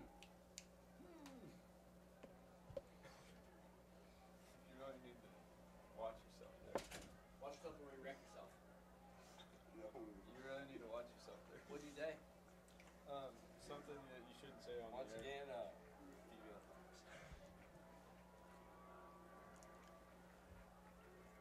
better not get the FCC calling me. Wait, shoot. Right. Does that time half an hour long? 15 minutes. Oh, that makes sense. Attention Cougar fans, show your Cougar pride this year by wearing the official Johnny Mission Northwest spirit wear. Brand new hoodies, crew necks, Park Northwest shirts and blankets, and yes, even fanny packs. Show your Johnny Mission Northwest support. This is the spirit wear. Spirit wear, people. You're That's right. I got that. Great. All right, boys, let's get in position. Get in position. It's game time. Cameron, get up here. Get my spotter. You got the binoculars. I got it. It's not easy to see some of that stuff. You want me to spot and then tell you? Sure. Because we'll forget the stats. They didn't really work. I also need a decent amount of space in order for me to see that. Yeah, when you like. I'm over the far left side. I'm kind of fucking right now. But I'm Can you even raise These are that? adjusted for like 5 yards. These booths really should be bigger.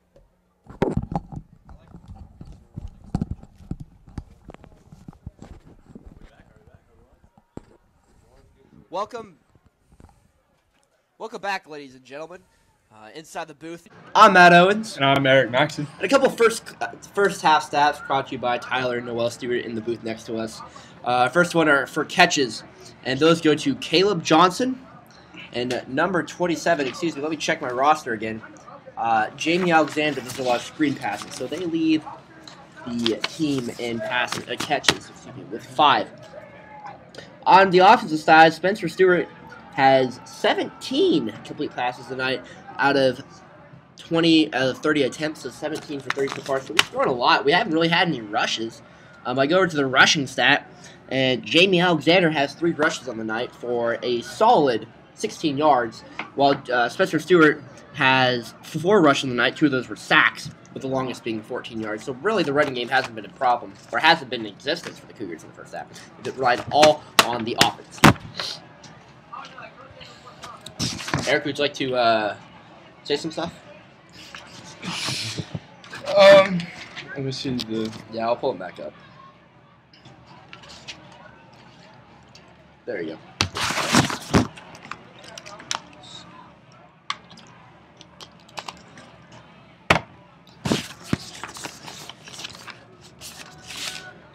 And see the. Yep. Eric is going to transcribe the stats to the right of us. Can't even. Those teams right now are just getting the pregame warm-ups, pre-half warm-ups. We have Jamie Alexander had 3 catch rush short, 3 complete catches, for a total of. That would be the wrong stat, Eric. You're looking at the rushes. That would be the rush. I just said that. That's all right. You go over to the right. That's the passes. All right, Eric. It's our first game of the year. We'll get some. We'll get better. We can only get better, right? Let me see what other stats we have from Tyler Stewart. We do have some pass stats. Excuse me. Let's see if we'll zoom in. Yep. So Jamie and Caleb have 5. Number 14. BJ Harvey has 3. Number 5, Ty Lindemann has 2. Floyd Martin has 1. Those are their wide receiver catches on the night. And we're going to flip it over to the other camera view. We'll get us started on this great game of football. And where's the ball, Allen? There you go. Good job.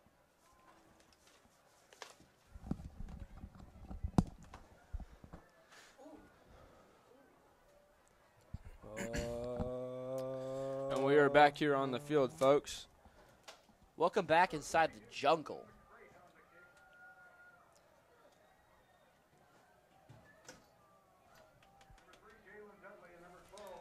And there's Angelo Jackaloti running around. Man, Alan, you're making my head dizzy right now.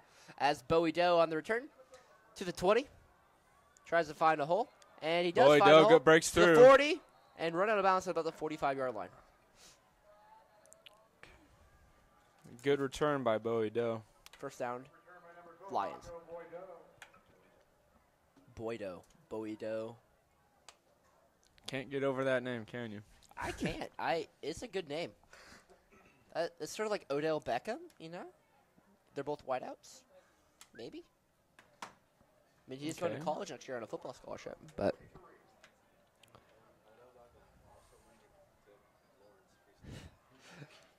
and Alan is informing me that Odell Beckham Jr. went to Lawrence Free State.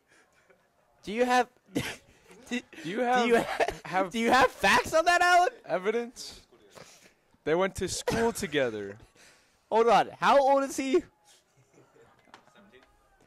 Odell Beckham Jr. is now a 17-year-old high schooler from Lawrence Free State. As Chrome runs up the middle to the 51-yard line.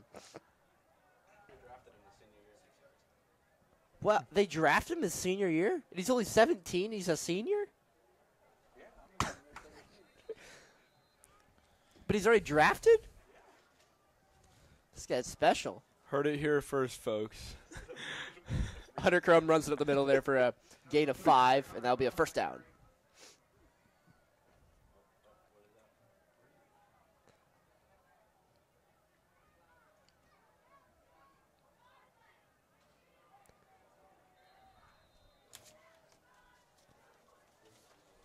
Romo in the backfield. Hands it off to Crum, runs up the middle. And a good tackle there by the Cougar D. Getting in on the play is number 80, John Hanneman. He's been all over tonight on the defensive side. What do you think, Eric?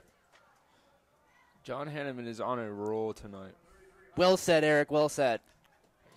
Yeah, thank you. Thank you. Well said. I could have put it better myself. And another flag.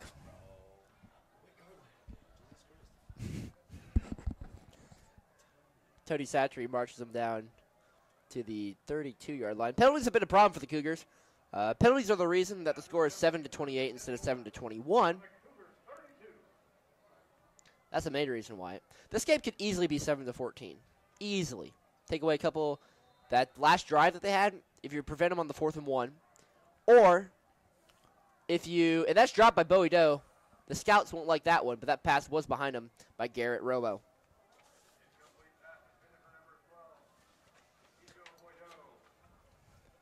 Boydo. I'm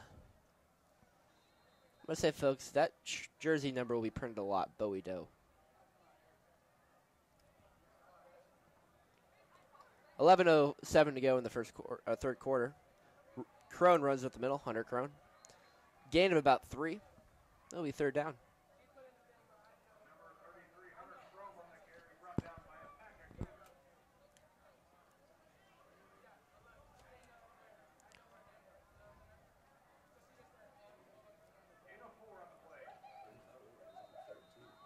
Oh, gain of 4. 3rd and 7. Nope, it was not a gain of 4. The PA announcer said it wrong. That's all right. Ryan Towski and me are homies. Oh, good coverage. Did he catch it? Yes, he did. Caught by number 3. Caught by number 3, Jalen Dodley. And touchdown Lawrence makes it 34-7. On the coverage was Charles Brockman, who looks like he wanted to face max against Lawrence. That obviously was not called. Instead, we have a touchdown. On to kick, Robert Bordeaux. Excuse me, not Robert. Ross Brungart. Ross Brungart. I've been calling him Bordeaux or not. I apologize to him. It's Ross Brungart. I apologize to you, Ross. You've been pretty good tonight. The snap, the hold, the kick is up. It is good. He's been a good kicker. Not a good sight for the Cougars. Score is now 35-7, 10:32 on the clock. I mentioned earlier on this game that I thought if the Cougars kept it within 21 at the end of the game, if they only lost by 21, I would say that would be a victory on the first night. Right now it's 28, so let's try to keep it within that 21-point victory margin for Lawrence. Last year, the Cougars' average margin of defeat was a whopping 26 points. 26 points was the margin of defeat last year. 26 points. It's not going to win you very many games. Not going to win you very many games.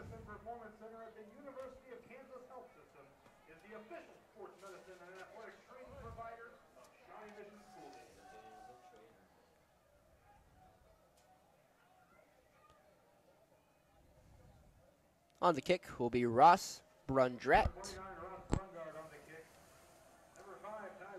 Linneman and Floyd Martin back to receive. The score 35-7 with 10:32 left in the third quarter. You're listening to KUGR, the official broadcast of Cougar football.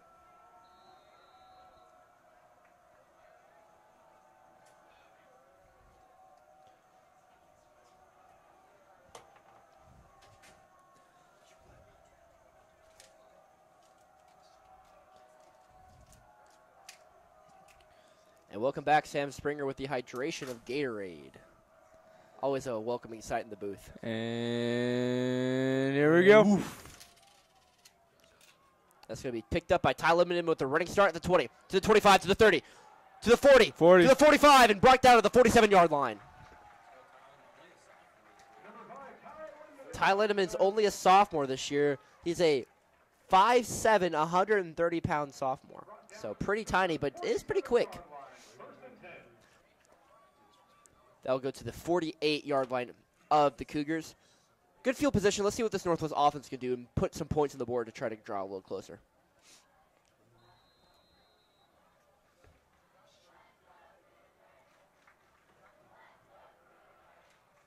The crowd trying to get pumped up here on a Thursday night.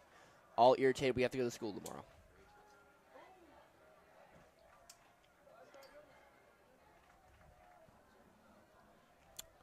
Spencer Stewart drops back.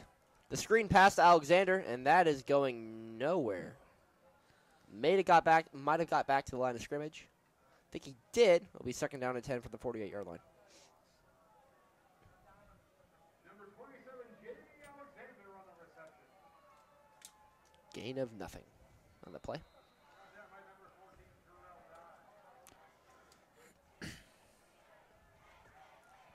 COUGRS Northwest Cougars. CCC. Stewart drops back. Off his back foot, trying to find a man. And It is caught! Caught at the 24-yard line.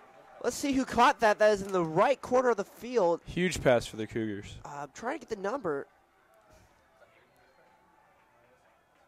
Yes.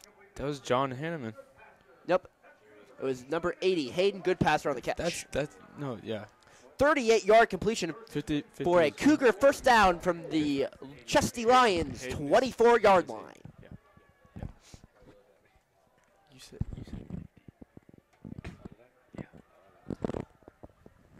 Stewart drops back to pass. Ooh, a sharp tackle there. Gain of a couple yards. He gets up from that. Let me see. 27, Jamie Alexander. A loss of one on that play. You don't see a lot of completed pass lose yards, but that one does.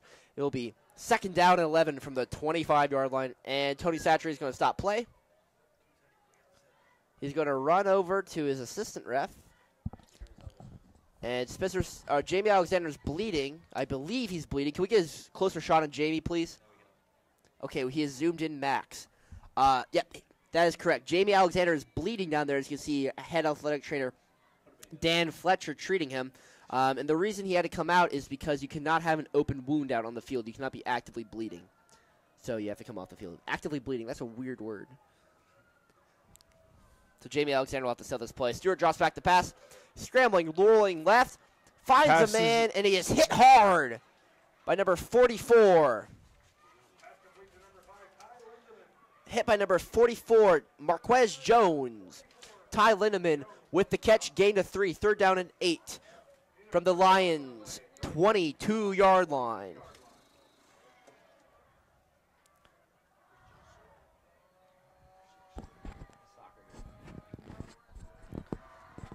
Stewart will be in the pocket. Trips right. The snap. Looks back to pass. Rolls to his right. Trying to find a man. Tipped up and almost intercepted. That's a good play down there by number 61. Too close for comfort here. Tim Vong Pechon.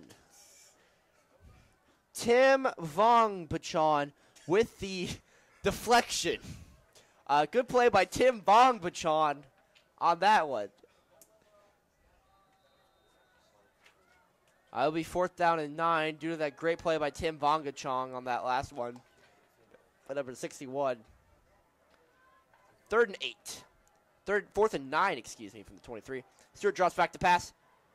Looks, and it's caught. Oh, dropped. Oh, no, it's dropped. Hayden Goodpaster on the drop. Oh, no. That's drop at least number 4 tonight, if not 5. Oh. That will be a turnover on downs and ball back to the Chesty Lions. Oh. Oh, those Chesty Lions. Oh, those Chesty Lions. Nothing like them. Yep, the pesky Chesty Lions. That rhymes. The pesky Chesty Lions.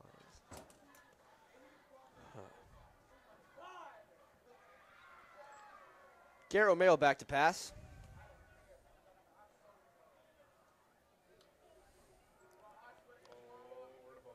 And the ball is somewhere in the mosh pit below.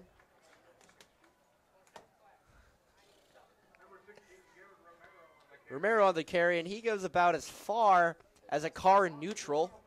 Gains 0 yards. Unless it's on a hill, then it will go someplace. But a car in neutral on a flat surface will not go anywhere. That's fact of the night.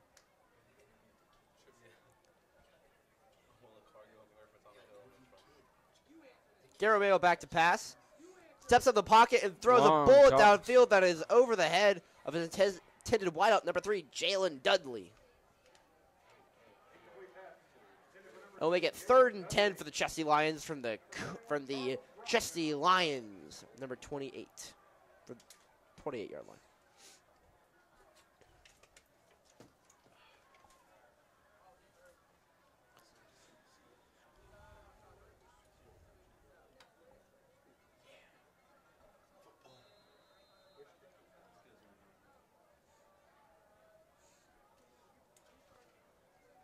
Garrett Romero back to pass.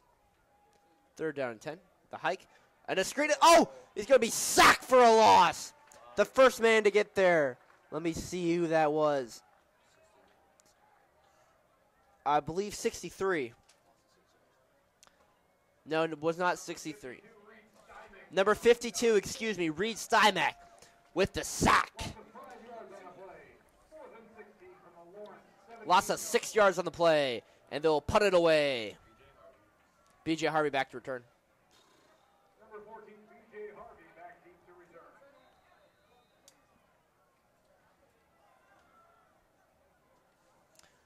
And the kick almost blocked, a wobbly kick. B.J. will get out of the way. And that ball will go out of bounds. Let's see where the referee marks it at. Looks like he's marking it at like the 33. Huh. Be great field position for the Cougars to start this next drive.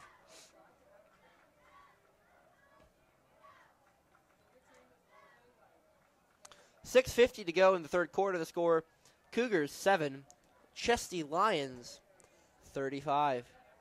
You're listening to KUGR, the official broadcaster of all Northwest sports. They're going to spot at the 24-yard line. I believe that went about 3 yards, I think. I think he punted it for maybe the 10. We'll give him 14 on that. Usually you'd like your punts to go more than 14 yards, but maybe Lawrence has an idea I just don't know about. Could be. My producer, Alan, just called it an onside punt. The problem with the onside punt is that if you recover it before anyone else touches it, it's still the opponent's ball. So, good try, Alan. Good try. So we're waiting on the play. Eric Maxson, would you like to comment? The Cougars need to make good use of this position on the field here. As we wind down the clock on third quarter. I still can't get over the onside punt comment. Onside punt. Oh no, he's doing the onside punt. Why didn't we think of that? Why didn't we think I don't of know that? why we didn't think about the onside punt. It is better than kicking your lineman in the butt on a punt. That is true. I think it might even beat the old fumble-rooski play. The fumble-rooski is where, like, you lay the ball underneath the offensive lineman, and then, like, he runs around, and then another offensive lineman picks it up. What? I think it's legal. I mean, haven't seen it tried in a while, but maybe in a sixth-grade football game they might do it.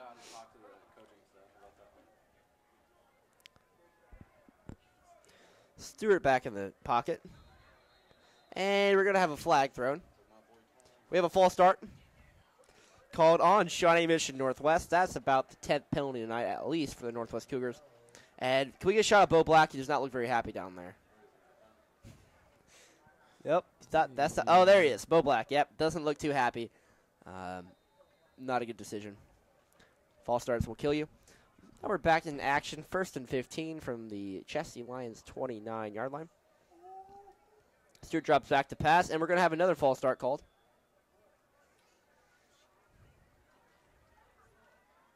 I think we should tell the offensive players, go when you hear the word hike. I don't want to be derogatory because I'm not out there. But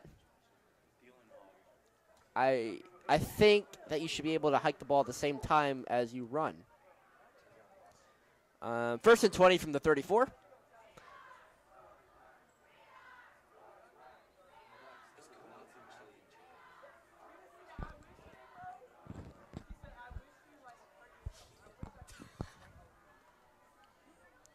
Stewart drops back to pass.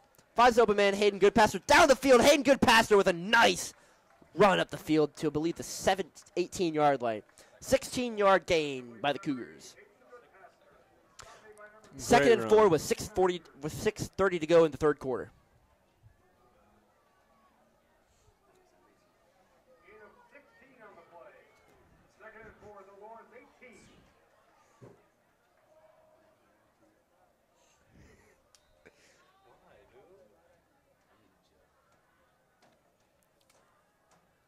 And drops back to pass. A sling to the end zone. That is over his head. Who's the wideout down there?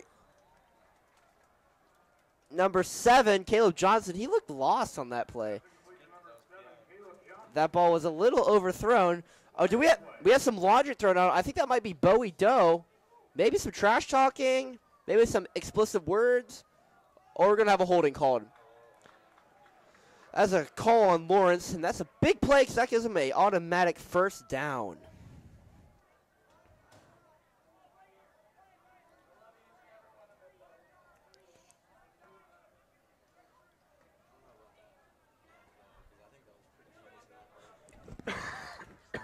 We're still debating in the booth. What Alan just called that punt an onside punt. I mean, it's genius in a way, but I think the more genius way would be to kick it directly at a player. That no, but an opposing player, so that it touches them and that ball's live. You can recover it. The 9-yard, 11-yard line. And a quarterback draw gains them -2 yards. 5:44 to go in the third quarter, 7-35 the score. Chesty Lions on top. I think next week we're going to do a story on why are they called the Chesty Lions. Someone needs to tell me. And the Stewart throw. drops back to pass, finds a man. That's going to hit the ground before it's caught and complete. We'll see who gets up on that play. He's a little hurt.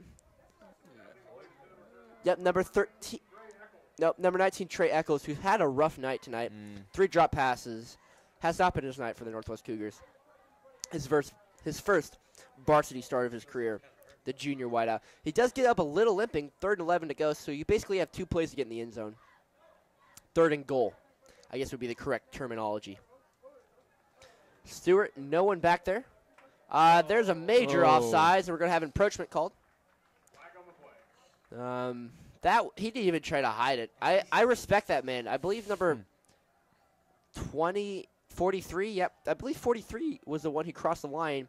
I'm not entirely sure. But I respect that. He doesn't even try to get back on side. He just touched the player and said, let's just get over this. 3rd and 6. From the 6. 6-6. We need one more 6. 6 points on the board, maybe? Or a pick interception. Oh, my. An interception. That is intercepted by number 27, Jacoby Masters. And a very ill-advised pass by Spencer Stewart. And Bo Black He's not having it. does not know what to say at this point. Stewart throws off his back foot into triple coverage, and that's not going to win him very many Heisman votes. That's the second turnover tonight. The first one, I will admit, it was sort of a Hail Mary attempt, so I didn't mind that throw before the end of the first half. There was like 10 seconds left and just hope for it. That one was an ill-advised throw, though, very much. You still have another shot at 4th down and goal if you don't succeed. But instead, the Chesty Lions will get the ball. And that's by Crone. Hunter Crone will run the ball and gain about 3 yards. Number 33, Hunter Chrome on the carry, brought down by the Cougars. 4-yard gain on the play. 2nd and 6, Lawrence from their own 18. 35-7. Gained 5 minutes to go. 4 yards on that last play. The square root of 4 is 2. Wow. That's good, Matt. Along with these broadcasts, we hope to inform the fans on issues. Help or educate the education. And they're going with the meatball package, what I like to call. A lot of bodies in there. And they'll give it to Crone, who'll gain about another 4 yards. Actually, no, but more about 3. Be 3rd down. Hunter Crone's been having a lot of carries tonight. The old-fashioned running, like Jim Brown, just run up the gut and hope for the best. And they've done a lot with that tonight.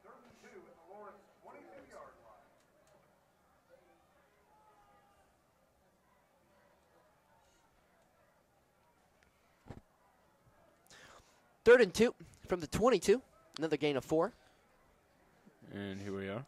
The handoff to the right to 39. He gets around the corner.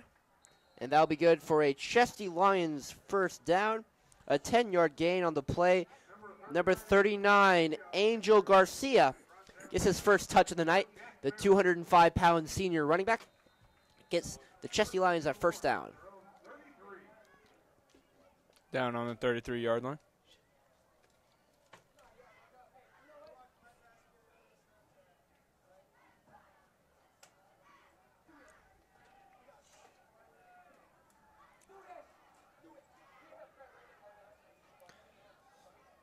Hand it off to Chrome. Chrome will run left.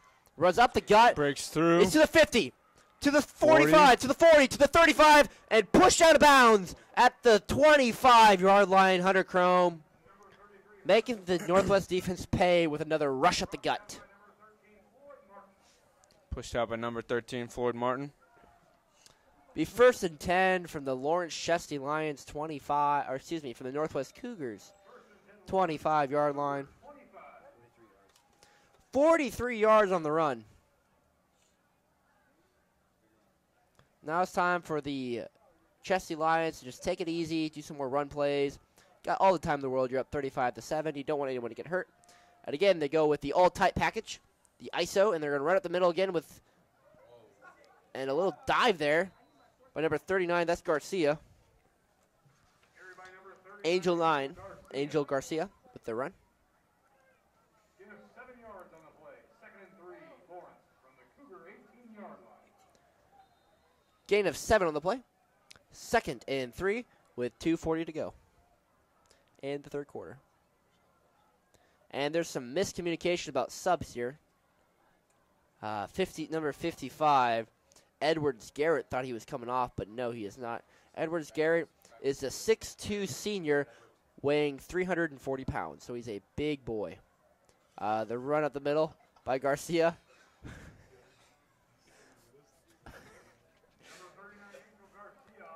Garcia will get a gain of 4 and move the chains.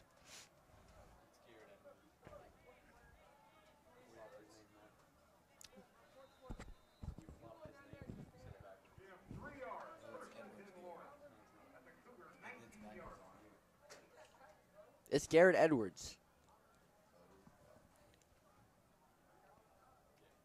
What did I say? I apologize to Garrett Edwards for pronouncing his name backwards. I do apologize.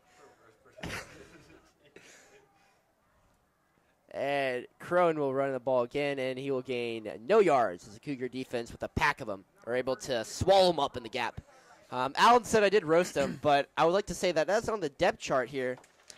Garrett Edwards is listed as a 6'2", 340-pound senior defensive line. I apologize to Garrett Edwards if I offended him. Just calling it like it is. I see it how it is. He's doing a good job tonight. And the run to the right, Angel Garcia to the 5, and we got a holding penalty called in there. Touchdown on the play, but I think this one's coming back, folks. Park the truck and put it in reverse. We might have a coming back here. To the officials. I mean, being 340 pounds on the line is a benefit. I mean, if you're 340 pounds, not a lot of people can move you. I mean, that's a good thing. That's a positive. I don't know why, Alan, you're trying to roast me over here. You're trying to.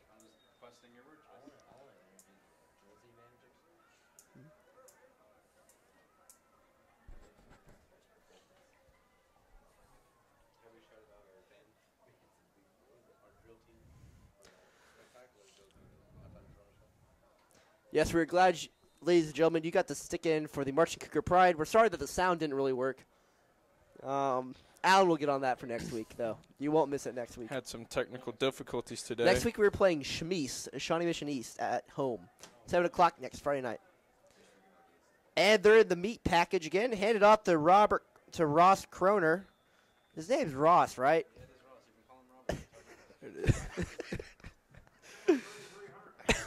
I don't think the entire game I've been calling him Robert. Look, Alan's been such a great manager to not correct me. God. Third down at about half of a rat's tail.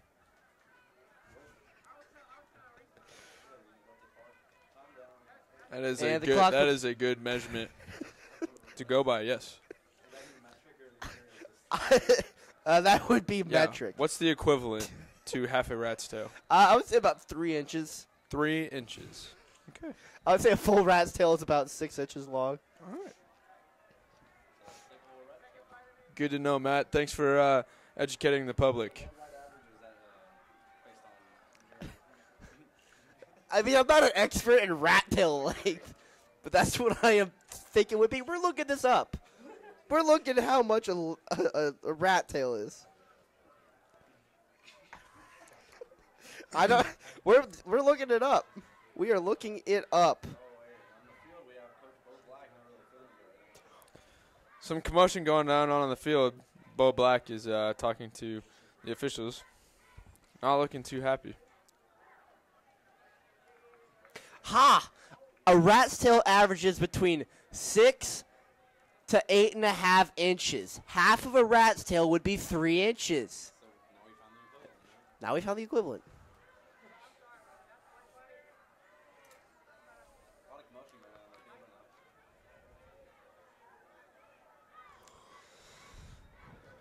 And there's Tony Satchery down there still talking with Bo Black.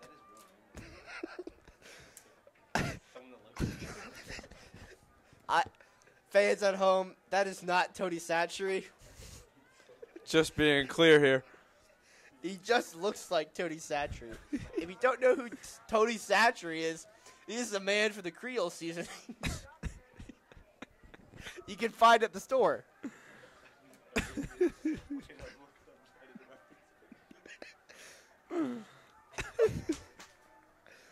All right. I think we had a turnover on downs, maybe, or I'm not entirely sure what just happened. The quarter is over, so that could be one thing. I'm going to give you a quick picture, guys. Alan, can you turn on the lights for us? We're going to get a quick pic of Tony Satchery here, just for reference. Hold on, let me pick a picture of him up.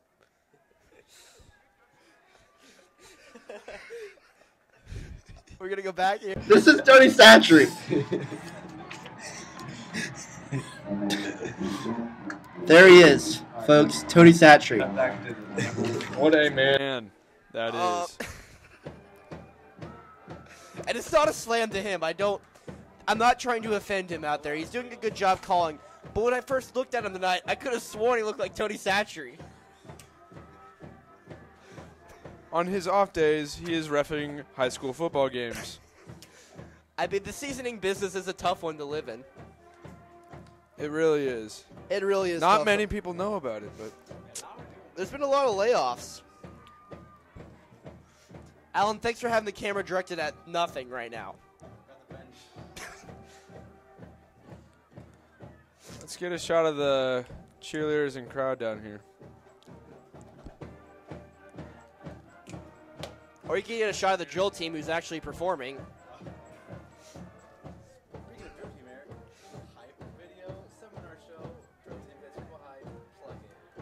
The camera's zooming down. It's tilting down, It's tilting Alan. down. Your shot is tilting down towards the marching band. Oh, there we go. There we go. There we go. Back at it. Northwest drill team here. One of a kind, Alan Rodriguez is. And we are wobbling over back to the action here.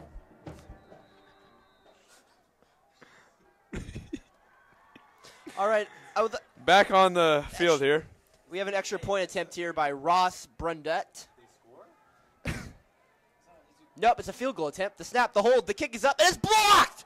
It's blocked, picked up by the Cougars, to the 20, to the 30, and he's struck down by the kicker of all people.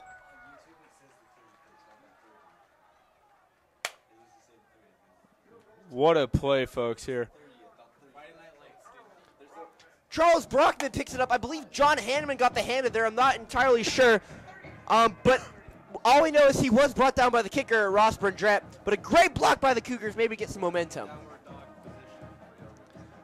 We do have some breaking news. I would like to thank, as I said earlier on in the video, Alan, could you turn to something happening, please?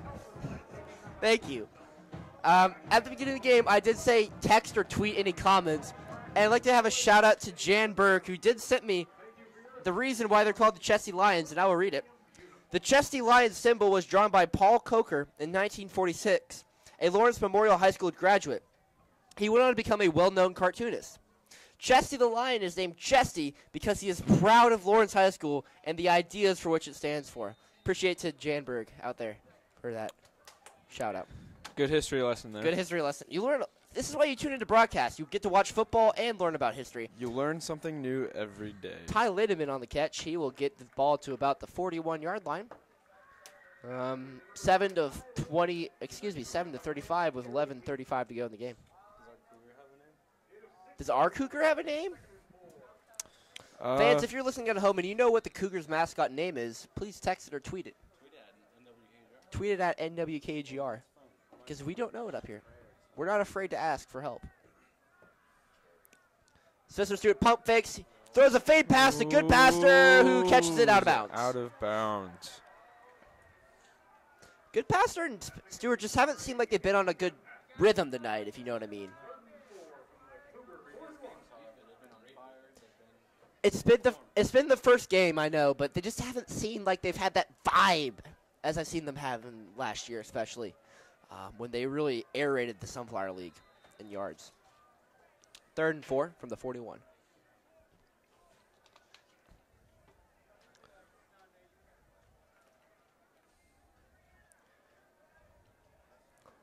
Stewart drops back, throws it down the field, 80, and a little long, and there's going to be a flag thrown for pass interference. That's going to be charged to number 43 down there on the Chesty Lions. That is Isaac Flint. Did I get the number wrong? I think it's 43, right? That's 43, isn't it? Yep. Isaac Flint will be charged with the pass interference penalty. They'll get a 1st down Cougars. Really a mismatch there. Excuse me, it is not Isaac Flint. It is Deshaun Lewis, the 5'6" cornerback, covering Hayden Goodpaster, who is 6'5". So there's a couple inches separation between the two men. At least. No, not 2 inches. It's more than 2 inches. A little more. It's more than a rat's tail. I think it is a rat's tail. No, a rat's tail is 6 inches. 6 to 8 inches. So we're going to go back. Deshaun Lewis is 6'6", and Goodpaster is 6'5". Pass caught by Caleb Alting. That's 11 inches. That's Ellington. more. That's like 1.5 rat's tail difference between two. 6'5". It's 5'6". Did I say 6'6"? 5'6" to 6'5". Flip them around. 56 to 65. Well, they are talking about rat's tails. We are down on the 42-yard line. 2nd down. Stewart drops back to pass. And gunslings it down the field. Took a massive Down hit. the field, and and that's it's caught by caught. Johnson. Johnson to the 1-yard line. Woo! Big pass. But Spencer Stewart just got his clock clean back there. He took a massive hit. Be 1st and goal.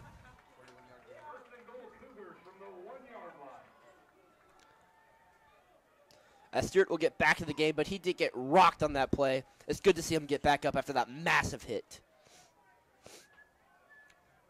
On the depth chart, the backup quarterback is Ty Black, a freshman and the son of head coach Bo Black.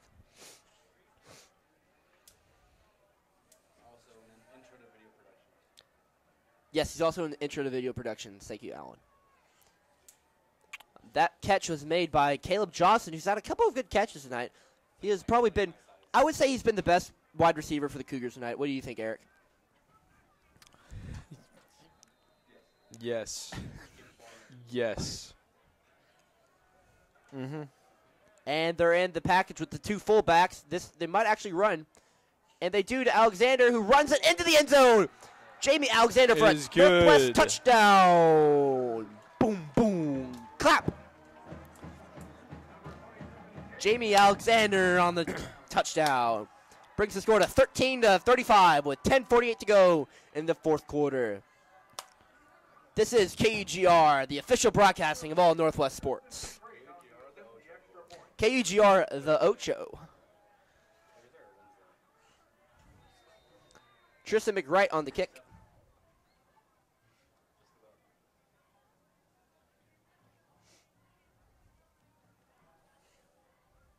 Caleb Addington on the hole.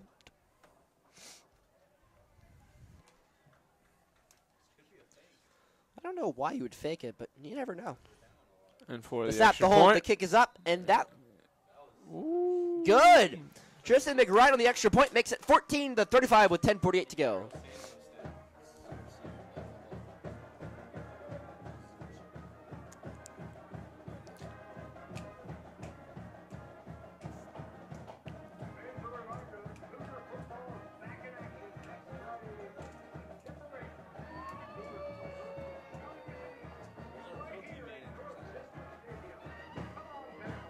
Yeah, I'd like to know that too. I think I see them. Maybe. The drill team managers are No, never mind. nowhere to be seen. They don't seem like to be managing. They are down on the job. Sam Springer, though, is our hero because he drill team managed at halftime, and he's back in here spotting for us. Way to go, Sam. We appreciate your work. Sam Springer seems to be letting down the drill team. But I'm glad he's not letting down us. Let's get an image of Sam. Sam, just say hello to our crowd. Sam, just say hello. This This is Sam Springer is right here. our big man Sam. He's only a junior, but he has big plans. Huge Big plans. Call him the chef. Huge plans. He likes to be called the chef. I can't say why. You cannot say why. Because he roasts people. Back to you guys. Back to us. The one and only Sam Springer, as we get a good shot of the 30-yard line. That guy. This one. This one. We're This standing- man. This one down here. Alan, you're hurting my eyes right now. And back over to the Cougars here. Tristan McWright on the kick. Back to return. They took Bowie Dowie out, try to preserve him. Don't want to get him hurt. I don't blame him. Back to return. I'm trying to get his number. He's not turning my way. And the kick. Number 27 back to return. Good kick. That is Jacoby Masters back to return. A good kick by McWright sends it into the end zone for a touchback.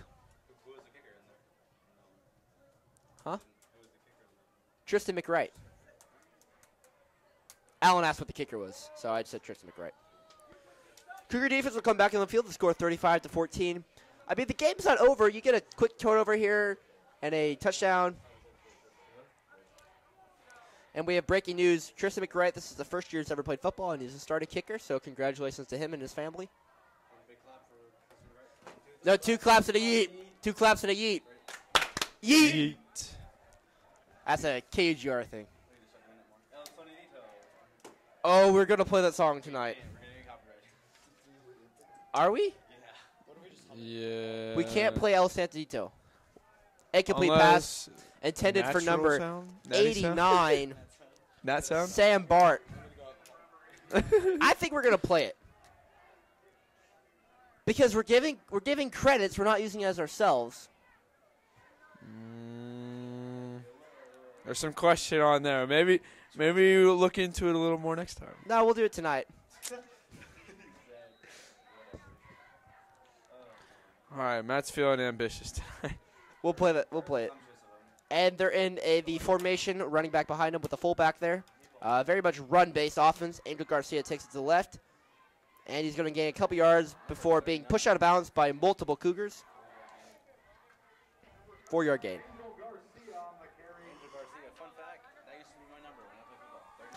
Fun fact, when Alan Rodriguez used to play football back in the day, his number was 39.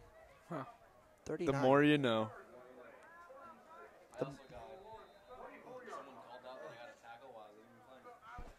I remember that. I remember that very much. Last year that happened to David Russell. He got called for a sack. I was in the PA booth last year.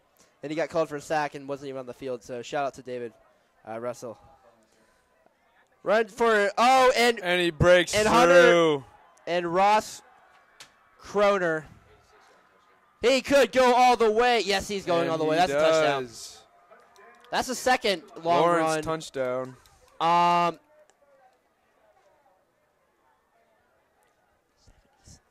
76-yard touchdown. 76-yard touchdown for Ross Kroner. Score is now 41-14. 10:23 on the clock.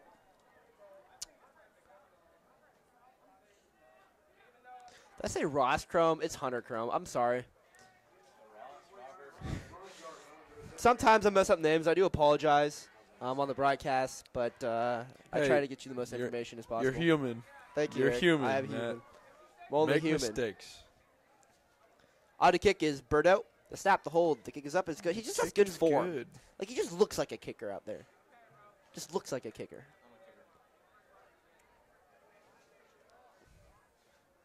All right. Can we zoom in over there on Jack Lodi? The far left corner. I don't know if that will work. If it does, that would be great. There it is. That is our wonderful athletic director, Angelo Giacalone, in the corner. Great man. Another one of Meet the Northwest admin. So we like to bring you inside the Northwest press box. You know, we're trying to be relaxed in here and try to bring you so you guys and ladies and gentlemen are inside the box with us at all times. So we hope you enjoy this broadcast. We still have 10:23 to go, so plenty of time with us. And we will get El Santadito broken out tonight. Actually, I think right now is the perfect time. You drown out our Northwest Marching Cougar pride. I'll wait till they go out, because they are very good. They are jazzing up the crowd right about now.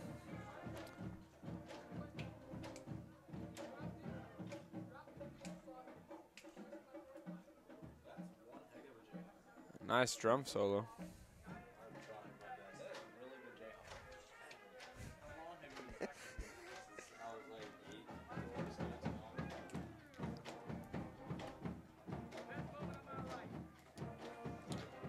Ross Brundeau on the kick.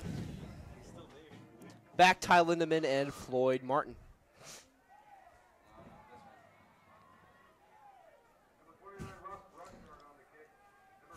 There's Giacalone in the corner.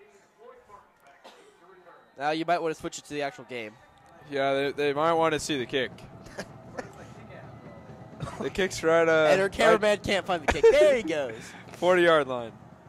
Where it always has been. Are they onside and kicking it? If they are, that's onside punt. for the onside punt. Here we snap. go. And they pooch kick it to the left, and that will go out of bounds. I don't know what that accomplished. That was honestly the most pointless kickoff I've seen in a while.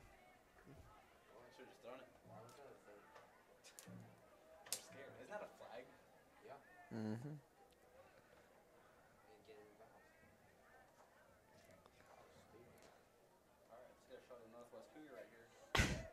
There we go. There's the mascot, live and proud tonight. Is it time, boys? I think it's time. All right, folks. This is a treat. Get ready to dance, folks.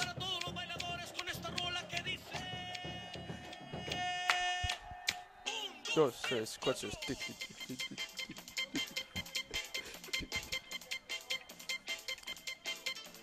This is a favorite here, folks, at KUGR.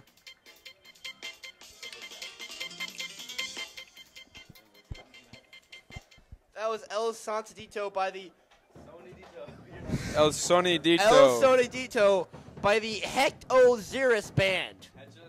Hestosaurus. That pass was intended for Jamie Alexander. 2nd and 10 from the Cougar 35-yard line. We did turn the air conditioning down to 62 degrees when we walked in here. Let's not forget that. Spencer Stewart lies back to pass, trying to go to 80. Gets up, and good coverage by 13, and flags will be thrown. Flags on the play. Pass intended for a hit and good passer. When you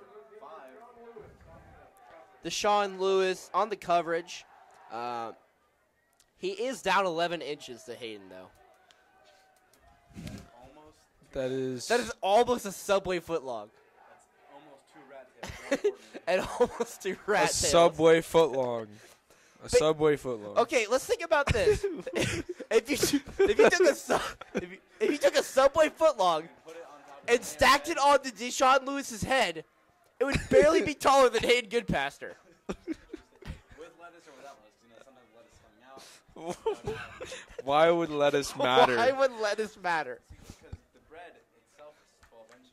However, now the lettuce can add a few centimeters. I'm amazed. No, the lettuce would fill it horizontally wide. I'm amazed by this situation in general. Stewart drops back, gunslinger over the middle, and intercepted. Oh, dropped.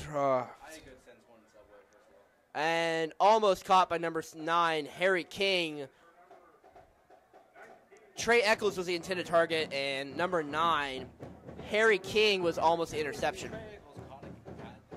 But if you think about it, though, like if you go to Subway, get a 12-inch sandwich.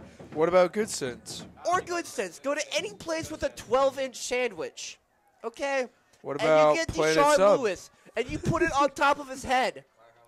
and you put them Firehouse, back yes. to back with Hayden Goodpaster, there's only a 1-inch difference between the two. Or two rat tails.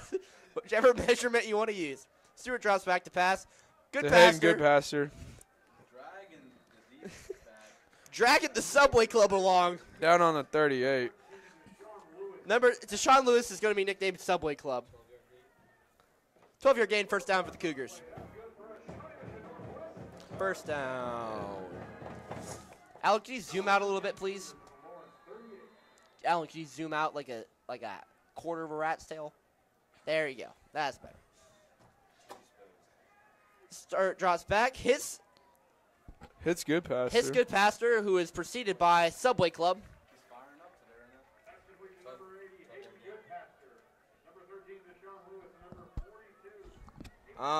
We have some more information. Miss Berg, you've really been beneficial tonight. The sponsor of Spirit Club says that it does not have a name. It does not have a name, but we need to have a name. We should have a Twitter poll. We need to have a Twitter poll. We do need to have a Twitter poll for the name of the mascot. Stewart drops back to pass over the middle, and incomplete pass.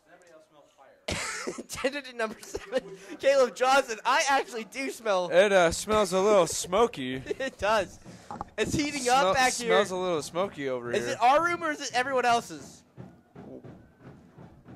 We are trying to locate the. Hold on, I'll be back, folks. The origin of the I gotta smell. check the air conditioning.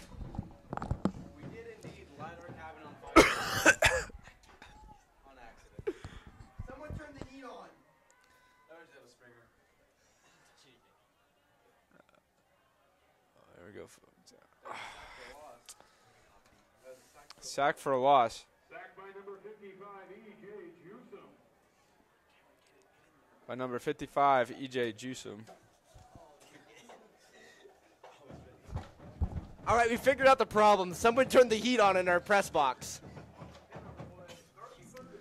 I swear it was. So I turned the AC down to a nice cool 67.5 degrees. Not naming any names, but Sam Springer. You're the last one over there. I am the farthest back. The one closest to the Stewart thermostat. drops back to pass. And gunslings into the end zone. Did he hold on? No, he did an interception. And no flags been thrown. And let's see who intercepted that. And I put the binoculars on backwards. There we go. Do you guys know who intercepted that? I do not believe this. Oh, number 27, Jacoby Masters with the interception. Good thing I caught that. I could have sworn there was some pass interference on that one. I could have sworn Tony Satchery was blackening seasoning that thing.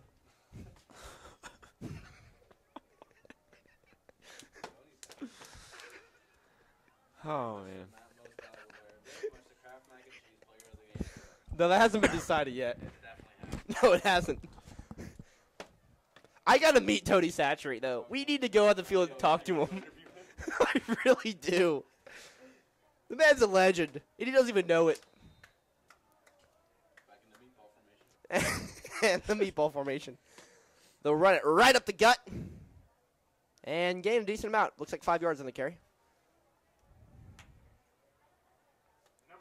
Carry by number 39, Angel Garcia. Gain of 6 yards on the play. Correction, gain of 7 on the play. 2nd and 3 from the Lawrence 27-yard line. 8:15 to go. 42-14. I did say if they could keep it within 21, they'd be well off. It is 35.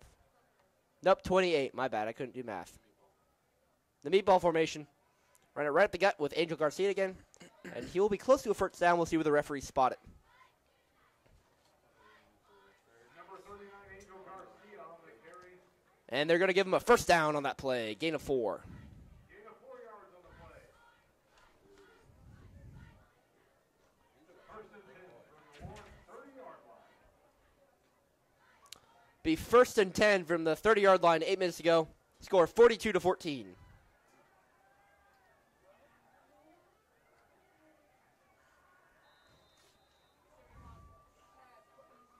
We'll see if the defense can stop the meatball package, maybe by putting a little marinara on it. We'll see.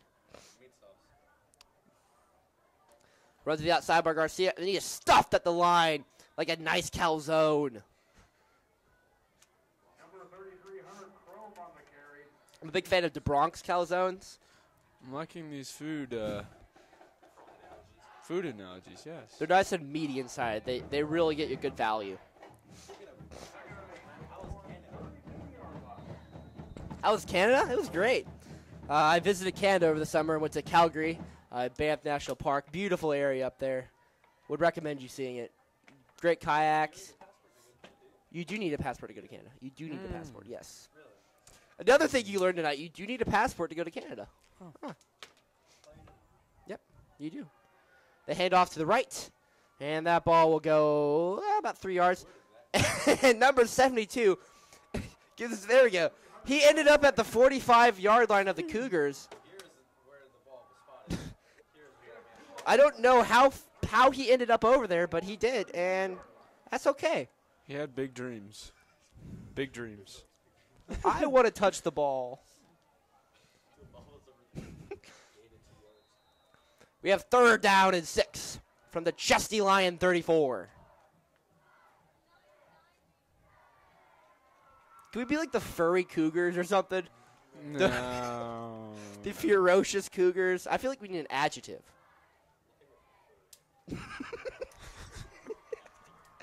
I don't know. The fur could work. No. Fergal. Oh, fumble! Fumble! Fumble! Fight for it! Recovered by the defense. Who has it? Recovered by the offense. Oh. That looks like it's recovered by number 33. Hunter Chrome, who's really, what has Hunter Chrome not done tonight? 3 TDs. He has torched the Northwest defense a couple times, is running it right through the gut. He's like filleting a fish out there, slicing it right through the gut. Now I just need some olive oil and lemon. I'll grill that thing up. I said a fish. Yeah. Salmon specifically, yes. Native to the Pacific Northwest and Alaska region. Alan loves salmon. The more you know. I do like salmon. Me and Alan share a common trait. We like salmon. They stick together. Salmon lovers.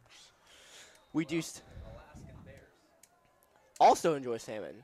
So if someone asks, what is Matt Owens, Alan Rodriguez, and a bear common, we will say salmon.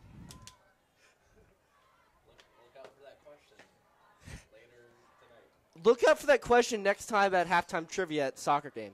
Make sure you attend the soccer games, both boys and girls. Come out there. We do a fun show. You get to watch some great teams play. And you get to enjoy some halftime trivia, which is always fun to enjoy out there.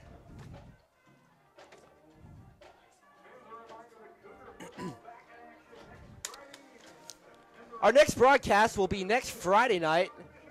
Shawnee Mission East. Shawnee Mission East next Friday night will be... as we go into next week, what are some predictions we have for this team? I think they'll develop. I think that Spencer's... I agree with that, Alan. Do you want to say that to my microphone? I said the most improvement a football team does is between the first week and the second week. Very good. Thank you very much, Alan.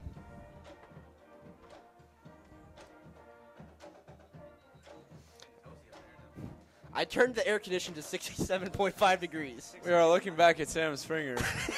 Fine, I'll go back and check it again. Care to comment, Sam Springer?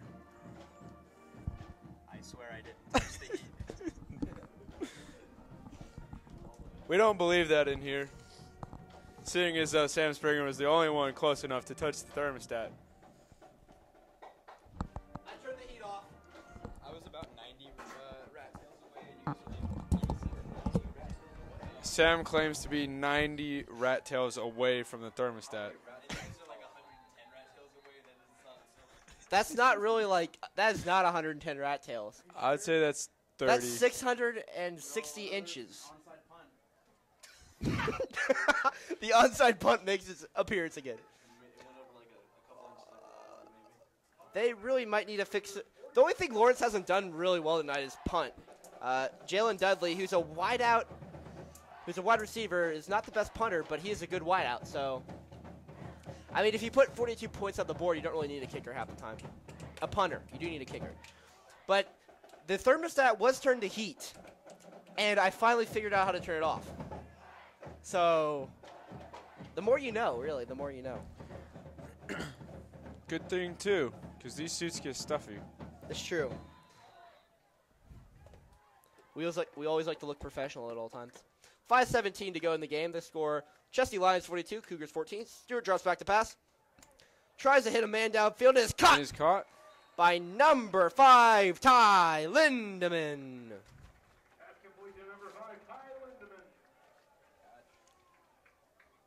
That'll give him a first down. He's only a sophomore. Or as some people call them, scophmores. Scophmores. I'm pretty sure some teachers call them scophmores. No, Wolf calls them scophmores. Ooh. And that was a ball intended for 80, defended by number 13, Subway Club. His name's Deshaun Lewis, if you wanted to know. I call him Subway Club. You should get him a Subway card. We should get him a Subway card. Get him a Subway card. Nighthawk. Talos. We do have nicknames. We do have call signals from the movie Top Gun. Top Gun with us tonight. I am Nighthawk. I am Talos. Alan, what are you? They can't hear me, man. No, just talk and I'll repeat it. I am Avalon. Oh, he could go all the way! That's a touchdown! Touchdown, Touchdown, Cougars! Cougars!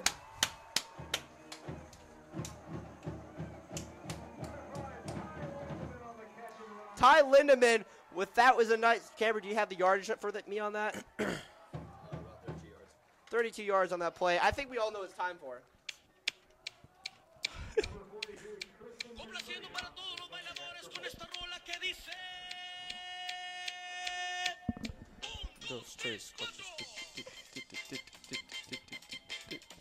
And the kick is good. That'll bring the score to 21-42. 4:48 left on the clock. That 21-point of difference right there, they're not playing bad. I enjoyed their hustle tonight. They've come back. You know, the game might not be going their way, but they've come back in the second half and not quit. I applaud that from the Cougar team a lot.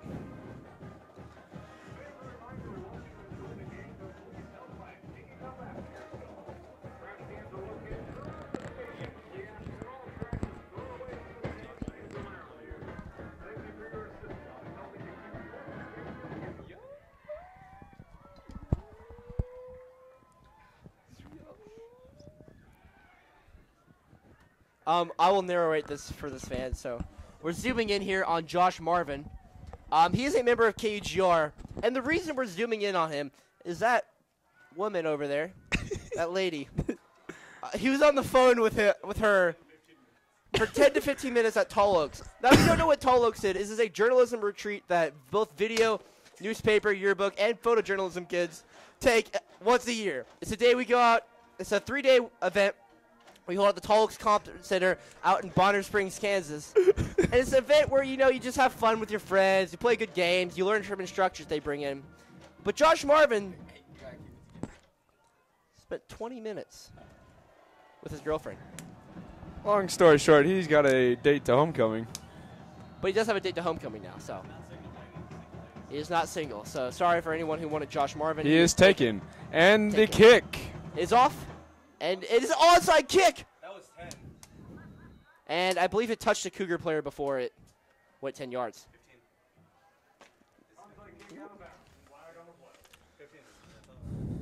15. No, it's just where the ball touched the player, it's down.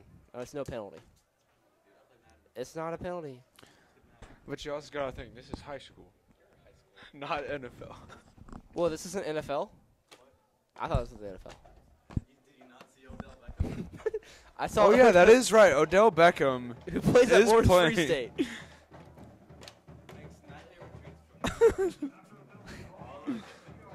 He did make a retreat on the yacht before the playoff game. That picture is infamous. You know who was in Lawrence, actually? He was. He played at KU. Also, Chad Ochocinco was recently in Lawrence for the U.S. Junior Track and Field games. 4:47 to go, 42-21. Run right up the gut. I'm pretty sure Angel Garcia took that one. 4 yards on the carry.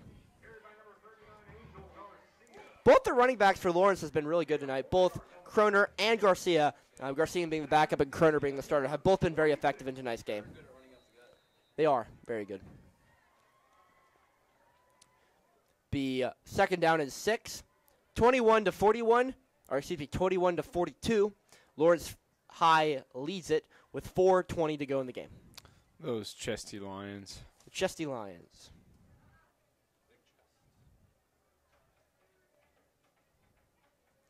And the handoff to Kroner. Kroner will gain about 4 yards. He pushed it. Oh, he's still going. I don't know how that happened. Man. There's 4 minutes left, but I'm going to announce my crafty player of the game. And that is none other than that man you saw drag the pile through the trenches. Hunter Crom. The 5'11", 190-pound senior is my crafty player of the game. He has been very impressive tonight. 3 TDs. 2 big plays, I really think. 2 70-yard plus runs tonight. He's been really impressive.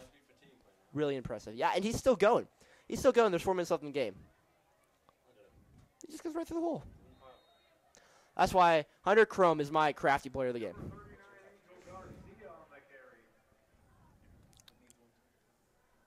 Eric, who's your crafty player of the game? Let's see.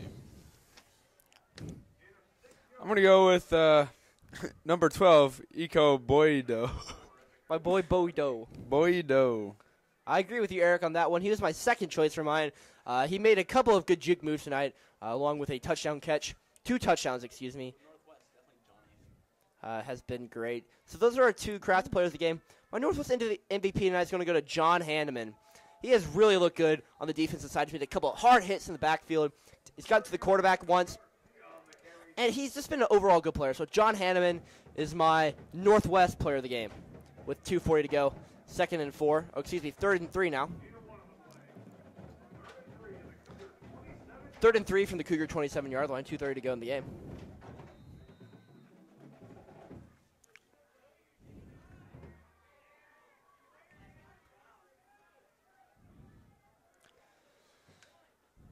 And the play clock's at 0. I don't know why.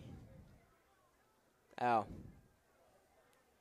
And they'll probably just run the ball here. And there's a false start. False start called.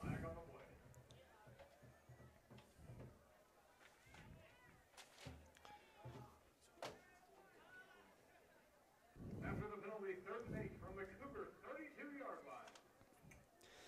3rd and 8 from the Cougar 32-yard line. The score is 42-21. And they'll take some time off the clock here, and they'll milk the clock, trying to secure a win. Yeah, sure, they do not have a play clock. The play clock's at 0, so no delayed game penalty.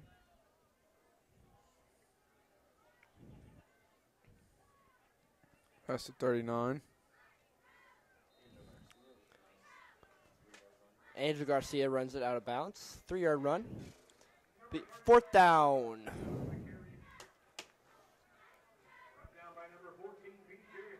B.J. Harvey on the tackle. 4th down and 6. Excuse me. Ooh. Excuse me from the 30-yard line. 1:15 left on the clock. 4th down and 6, and there is no play clock. I mean, I don't know why. As we look forward to next week, the Cougars host the Lancers from Schmeist next Friday night in the big town. Next Friday night. The handoff to Garcia, who hurdles like a cow in a rodeo. And he's going to be shot just short of the first down marker. Cougar ball with 47.8 to go.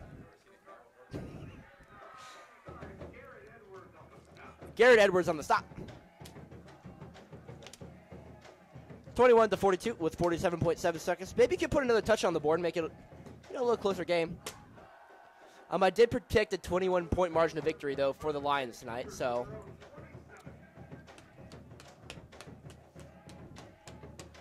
I'm pretty proud of my prediction. Marching Cougar Pride is doing their best to pump up the crowd for these last seconds. I think the Cougar performance tonight has been good. I will say that. Last year, they didn't really compete well the first game. They lost 50-20. That's a 30-point margin. Tonight's only 21. It's a 9-point difference right there. They just looked better. They just looked unorganized at Lawrence last year. This year, they just looked more in sync. And a couple of plays here and there. Oh. This game could be 7 points. I mean, for instance, you take away the penalty that they got earlier in the drive, the 15-yard unsportsmanlike put on top of the encroachment penalty. That gave them 7 points. That's 21-35. You take away that play by Hunter, with about 30 seconds left in the first half. You take that away as a great strike from Stewart to Hayden Goodpasser. First down with 32 seconds to go. You take that away, 21-28. And you're fighting right now for this last drive. So they could be right in this game. There's a couple of key misses, and they're right in this game. But I think their performance has been good tonight. Stewart drops the ball. As soon as I say that, we have a fumble. And I'm pretty sure you call a timeout. Yep, Bo Block calls a timeout. So I'm sorry I jinxed the players. It's nothing we can't handle in the future. No. I wish, though, we wouldn't play East next week. I wish we would play either South, West, Olathe North, or Shawnee Mission North, because I believe those are our 4 most winnable games. So I'd like to see them against. I think we'll win 3 of those 4. I think we'll go about 3-5 this year. Is my prediction. I could easily see us being 4-4. I can easily see us be 2-6. But I think we have a chance to win those 4. And then the Grandview is the one that's up in the air. They're on the Missouri side, so I don't know a lot about them. East and Free State are going to be very hard games to win. They're both very good teams, and it's at Free State, too. Always a tough place to play because you don't get a lot of students up there to make the 30-minute drive up to Lawrence Free State. The Grandview game, though, is the one I'm most fascinated about this year because one reason. Grandview's not a large school. They have about half the size of the team they did last year, but they had some of the best athletes I have ever seen in a high school football game. Yeah. We played Grandview last year, and I believe we lost 50-6 was the final score, something around that. Don't quote me on that. I'm not entirely sure. Stewart drops back. Hands it to Alexander, who runs up the middle for a gain of 3-ish. So the Grandview game's interesting to me. It's at Grandview, too, so there will not be a lot of people there. We'll be there from the media broadcast. Spencer Stewart throws it. That ball is dropped. And the time ticks away. And your final score, ladies and gentlemen, 21-42. Me and Eric will do a quick wrap-up here, and then we'll send you on your way home. Great game. Welcome inside the press box. I'm Matt Owens. I'm Eric Maxson. As we move on into after week 1 of the season, the score 42-41 Chesty Lions. I thought the Cougars put up a good performance tonight, though. They're just out depth. I mean, at that point. Yep. Good. Great plays, some really good plays throughout the game, showing some potential for future games this season. There's just a couple of errors tonight, I would say, and it's their first game, so there's going to be errors all over the place. But overall, I thought they played pretty well. Like I said earlier, there's 2 touchdowns that Lawrence had that they probably shouldn't have. They shouldn't have that touchdown before halftime, and then if you take away that encroachment penalty, you don't have that point, the 7 points on that kick, on that one where they created a first down. You don't have those points. So, I mean, that makes it 21-28, and this last drive means something, so you're actually trying for it instead of just running out the clock and just trying to get some extra playing time for your players in there. Overall, though, I was happy. I predicted a 21-point margin of victory, and that's what they stuck to, and I thought if they stuck to the 21 margin of victory, this season would be what I think it is, a 3-5 to 4-4 season. Overall, Stewart looked good tonight. He did, except for those 2 interceptions he threw, which were very bad decisions, especially the second one in the red zone. That was a very bad decision, but I thought overall he did well. The receiving corps dropped a couple of passes here and there. I thought in the running game, they're not a running team. They don't have a running game, per se. Most of their game is screen passes. And the defense didn't do half bad, I didn't think. They got burned a couple plays, but really there's only maybe 14 of those 42 were on drives. The other points were on the big plays. To Bodie Doe and to Crum. That's how they scored most of those points. So, the defense didn't play that bad. So overall, I'd probably give it about a C+ to B- performance tonight. Yep, some work to do on both sides of the ball. But I look forward to the next games. I do too.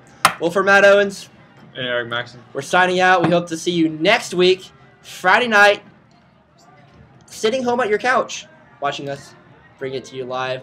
For Matt Owens and KUGR, we appreciate you tuning in tonight, and have a great night. Peace out, and see you later.